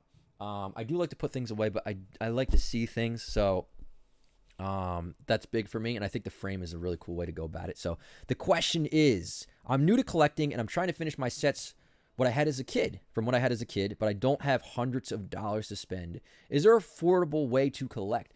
Yes. So there's an affordable way to collect for sure. So if you want to get the exact cards that you had as a kid, think about the print run. Are you going for first edition? Are you going for unlimited print runs, right? So the unlimited print runs for the most part are going to be more affordable. If you're going for, are you going for mint collection? Are you going for near mint? Are you going for played, heavily played? Like, the condition is a huge factor as well. So you're going to have to sacrifice some of those things to get to your price range. So I would say go for cards that have nice front appeal, but the back might not look good, right? Because you're putting in a frame, you want the front to look as best as possible. So maybe you could do it that way, where you don't really care as much about the back because you're not really going to see it. So eye appeal from the front, lower condition on the back. Hunt for those kinds of cards. That's what I'd recommend. But thank you for the question. So let's see. We have another question. This one's from Nick A. And this is a collecting question. The goal is a master collection of Wizards of the Coast, which is a really awesome goal. So I wish you luck on that. The question is, with English WotC cards, and when I say WotC, guys, WotC is WOTC, which also means Wizards of the Coast. Wizards of the Coast era was from Gen 1 and Gen 2 Pokemon. And yeah, so Wizards of the Coast cards increasing in value sharply this year. Do you think the Japanese cards will start increasing too? Personally, most of the English cards in near mint to mint condition are out of my reach now, so I've been grabbing Japanese versions as they are still relatively cheap and available. Yes, we've already seen that with Japanese. We're seeing it. I mean, from when you guys saw my binder collection videos when I was opening Japanese packs, doing entire booster boxes to complete the sets in my binders, which was one of my goals. The prices that I quoted in those videos are so far off now, and that was only, a handful of months ago. So the Japanese cards are picking up tremendously because you're getting that same artwork. It's just in Japanese language, but you're getting high quality cards that are cut nice. The quality's really good on them. So, yes, absolutely, to answer your question. So let's move in. We have the one and only DMOS Gaming and Things on YouTube has a buying and selling question. The goal is to turn my collecting hobby / passion into sustainable income. Would be amazing to do what you love for work. Absolutely, I couldn't agree with you more. I mean, do what you love what you do. It's the best. And you're going to do everything you can to make that possible. So the question is, at what point during your buying and selling did you realize this could be a sustainable income and really elevate it to the next level? What item or technique got you to this point? And lastly, as a new seller / buyer getting into the space, what is your best advice for starting out? Thanks, Review Rock. Thank you so much, DMOS and Gaming Things, for the well thought out question there. And that's a really cool question because, right, we all at the end of the day would love to do what we do for work, something that we're super passionate about. And to get to that point, it's definitely going to be a lot of work, and you have to put a lot of effort in up front. I can tell you this, there's no one A to B to C way to do these things. Everybody has their own story, right? So somebody could start here, they could do this, they could do that, they could do that to get to where they want to be. My story in particular was, I mentioned it earlier, is I started with getting into opening product, grading cards, selling the cards I didn't want for my collection, and keeping the ones that I did, and building out inventory that way, as on top of having a true passion, which obviously you have your own channel on Pokemon cards, and loving what you do, collecting what you love, and having a true passion for it. And you'll, over time, you'll build things in your collection, right? You'll build up this collection of items that you truly enjoy and that you want to hang on to, and you'll build it organically. So in terms of that, maybe grade cards, buy loose cards on eBay. You saw what we did here. I'll show you again for people that are just joining up here. We're going to switch over to the eBay screen. And what we're going to do is we're going to go like this. We're going to the snuggle is real. I see somebody's reading my coffee, right? The snuggle is real, because it is. We're just hanging out here and it's real. So we're going to move over to eBay. I don't know if you saw this or not, but we're going to type in Pokemon on eBay. We're going to go to new. This is like prime opportunity here. And you have to be quick, right? You got to be on your feet. I go to the gym every day with the Pokeball. All right. That came up as my best match for some reason. So we go under all categories. We type in Pokemon. We go to new listed. New listed is the best way for opportunities. Any kind of opportunity, whether that's for your collection, buying and selling, things of that nature. You're going to find things like this. Here we go. Fire Red Leaf Green Charizard. There's probably going to be a lot of views on this one. So Charizard EX. Oh, wow. So prime opportunity, guys. I'm sure somebody, if you're watching this live stream right now, you're probably going to see this. Fire Red Leaf Green. The seller has low feedback. You have a Charizard, which seems to be in a very good condition to me. Centering is really good. Back is really, really nice. I mean, there's like no edge wear on this thing. I guarantee you this is something that could sell quickly. Now it depends, because they have it on auction. You could try to make an offer on it. I mean, it's not like they're going to accept it or not, but you look at this, it's a low feedback seller, which basically means that they might not really care much, or they might not know much about the market or things like that, where, obviously that's a clean card, right? So that's like an opportunity right there. You could try to make an offer on it right now. You could try to get into the bid and see what the bid is going to be on it. But then we go here and we look at like PSA. Let's just say that it's like a 9. So we go to Charizard, and I'm going to put Fire Red Leaf Green, but some people might put Fire Red Leaf Green. So let me do it that way then, because I'm probably being too narrow with my search. Fire Red Leaf, we'll it that way. I feel like more people will have the full thing wrote out here. So we got 9s up for 1,500 best offer. Well, that's Japanese, so we want to exclude Japanese. So I showed you guys, you put a minus sign, you type Japanese, so you don't want any Japanese results, and you go here. So the last one that was April, though. That was a while ago. That was $550. So there's none really on the market. So I feel like that's probably. Well, here we go. This one sold for best offer. I can tell you guys right now that 550 seems low. So we're going to go to this. And again, if you guys want to see how to see what a price actually was accepted on, you go here, you copy the item number, okay? And then you go to watchcount.com. You paste it in the search. You go to true price here on eBay. You click that.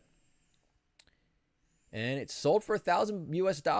All right? About $1,000. So that's what I'm saying, right? So if we look at that Charizard that we literally just found under new listings, that's your opportunity, okay? So, where'd it go, though? It's not even coming up on search yet. Charizard, Fire Red, Leaf Green. It doesn't even come up on search yet, because that's probably how new it is. But again, so this is something where you could say, you know what? Maybe they'll accept whatever. Maybe they'll accept 250. Maybe they'll accept 300. And maybe it's worth a shot here. I mean, it looks really clean to me, but that's an opportunity. And this is question is regarding for DMOS Gaming things. And just like that, right? Just like that, we've spent 2 minutes on it, where more new listings probably came up and probably have sold in that time. People are constantly putting things on eBay. So I need this in my life. Charmander, ditto. But yeah, look, now we have all this other stuff up here as well. And we can go even to the sold. We did this earlier. I'll show you guys again if you're just joining up, or if you just want to see it again, is we could search to see which were new listings that sold. Because new listings sell so quickly, we don't even get to see it probably when it sells. So look at this one, right? This is a new listing. All they put was Pokemon card lot binder. So with that, you already know, like, they don't really know what to put. It's a low feedback seller. This is all happening right this very second, guys. Right this second is the opportunities that are passing everyone by. So Pokemon card binder lot. Frostlass. That is from the black and white era. I mean, that's an awesome card in there. What else do we have? I literally just feel like I pulled that yesterday. Was that from what's that? Mysterious Treasures maybe, or Platinum Arceus. So there's old cards in here.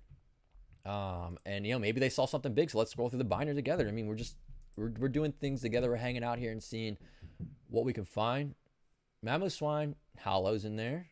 What else we got?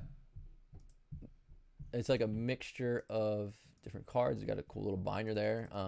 Let's see. Yeah, it's different. It's not nothing too crazy on here, so I don't know if I would have actually spent that much on that listing. But people are really looking for things, and they're people want to buy stuff. So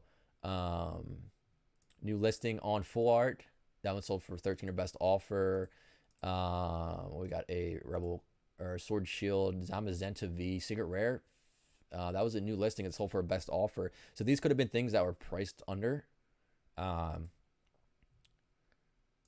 Coliseum. What else we got here?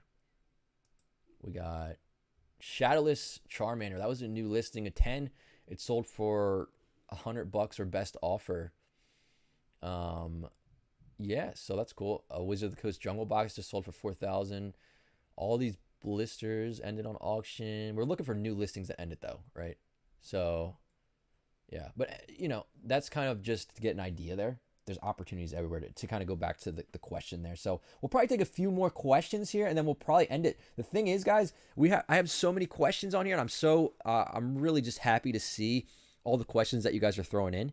And the thing is, there's a good like 200 plus that I'm not going to be able to get to today, but that only means one thing, that we're gonna continue this series for sure. So we're gonna try to do this once a week, maybe Saturday mornings. I'll make an official announcement about it. But thank you guys so much for doing this, and we're not done quite yet. I'm gonna go through a couple more questions. We'll probably hit around the 3-hour mark, maybe a little bit past that, and then we'll call it there. But next question is from the personal Pokedex. It's a collecting question, and the question is, what was the first card that you ever got graded? So the first card I ever got graded was when I first got back into Pokemon, and I bought a base unlimited booster box. Now, mind you, the prices was way lower for the box back then. I think it was something like $800. So I graded all of the holo cards that I pulled out of there. Charizard, Blastoise, Venusaur. I pulled all 3 of those somehow. And we must have had like the alien luck back then. I don't know if alien was looking back down on us all the way back then, but we had some luck on that one, and I graded all of those cards. So that was the first card or cards that I have ever graded. But the next question is going to be from Don't Know. Hey, welcome back, Don't Know. Thank you for being here. This is a collecting question, and the question is, what specific Pokemon stuff are you collecting? So for me, right now, I'm working on my master set of the complete first edition English booster box collection. That's mainly what my focus is right at the very moment. But of course, I do pick up things. If you guys see my pickup videos, a good chunk of that is things that are going in my personal collection, whether it be like odd, like weird little collectible things, or like most random, like I'll collect like the most random things. Like I purchased this very recently. It's like the Lamin card booster box. So these are really cool packs of cards that are like transparent. So never saw these as a kid, but like I just collect like weird things like that too. I don't know. I have a problem, I think, with some of that kind of stuff. I just love collecting like the odd things. But yeah, mainly that booster box collection I'm working on. So let's see here. Jeffrey Frisk is up next. It's a collecting question. Do you think rainbows will be worth more if they stop making them, or at all? Because it seems like they're super hard to pull unless you buy multiple booster boxes or get lucky from booster packs. That's a cool question. Yeah, if they do stop doing the rainbow rare cards, Absolutely. I feel like that would be something from a generation that people will always remember and be nostalgic about. And it's like, we had the hyper rare, rainbow cards from our time when we opened them up. And just in general, from that generation of collecting those cards, they're going to grow up and they're going to want to go back to, when they used to pull those rainbow cards. It's just a nostalgia connection with that. You have to remember that there's different generations of collectors. So there's generations of kids growing up that all they know is pulling rainbow cards. So absolutely. Next question is going to be from, let's see, Barry TV. It's a collecting question. Will there be a Charizard VMAX Secret Rare in Darkness Ablaze that will increase the set value? Yes, we hit on this question earlier. If you missed that, absolutely. Absolutely, it'll be in there. And it'll definitely, people are going to grab it just because it has that Charizard in there, the V and the VMAX. Let me double check the live chat here really quickly and see. Brad says, can you grade a sealed Machamp or do they take it out? So I would, you can, I believe you can get the cards graded still in their sealed wrapper. I've seen it done before. And it depends on the condition of it. If it's looking like a really good condition card that you think could get a 10, maybe take it out of the plastic. If it doesn't look like it'll be a 10, maybe you should leave it in there and grade it as a sealed. I know that they do like the sealed Black Star promos and things like that. So you can do either on that, I believe. So the next question on here, let's see what we got. I'm trying to get as many of these as we can. Let's see. Next question is going to be from Rob M. This is a market question. So we're talking about the market here. What do you think Neo Revelation is slept on set, especially with it being the first set to introduce Shinings? Will it someday break into the next barrier for sealed products like other Neo sets, Destiny and Genesis? Yeah. So Revelation, it's funny that you asked that question because as far as I know, from when I've collected, this is like the tiers of pricing that I've known for years. This is how it always was. Destiny was always on the top in price range because, I mean, for a good point, it had so many Shinings in it. It has a Charizard Shining. It's just crazy. Destiny has always been on the top. Then the next one down, believe it or not, was always Revelation. And reason being is obviously because it has the two Shinings. It's the first Shinings, like you mentioned. It's a great set. Genesis was always down below that, and then Discovery was always below that in pricing. That's how it's been for years. It's always been like that, and now we're seeing this huge change because I've always told people this for years. I've said Genesis is an amazing set, and it's way undervalued. And people would always say, well, there's no Shinings in it, this or that.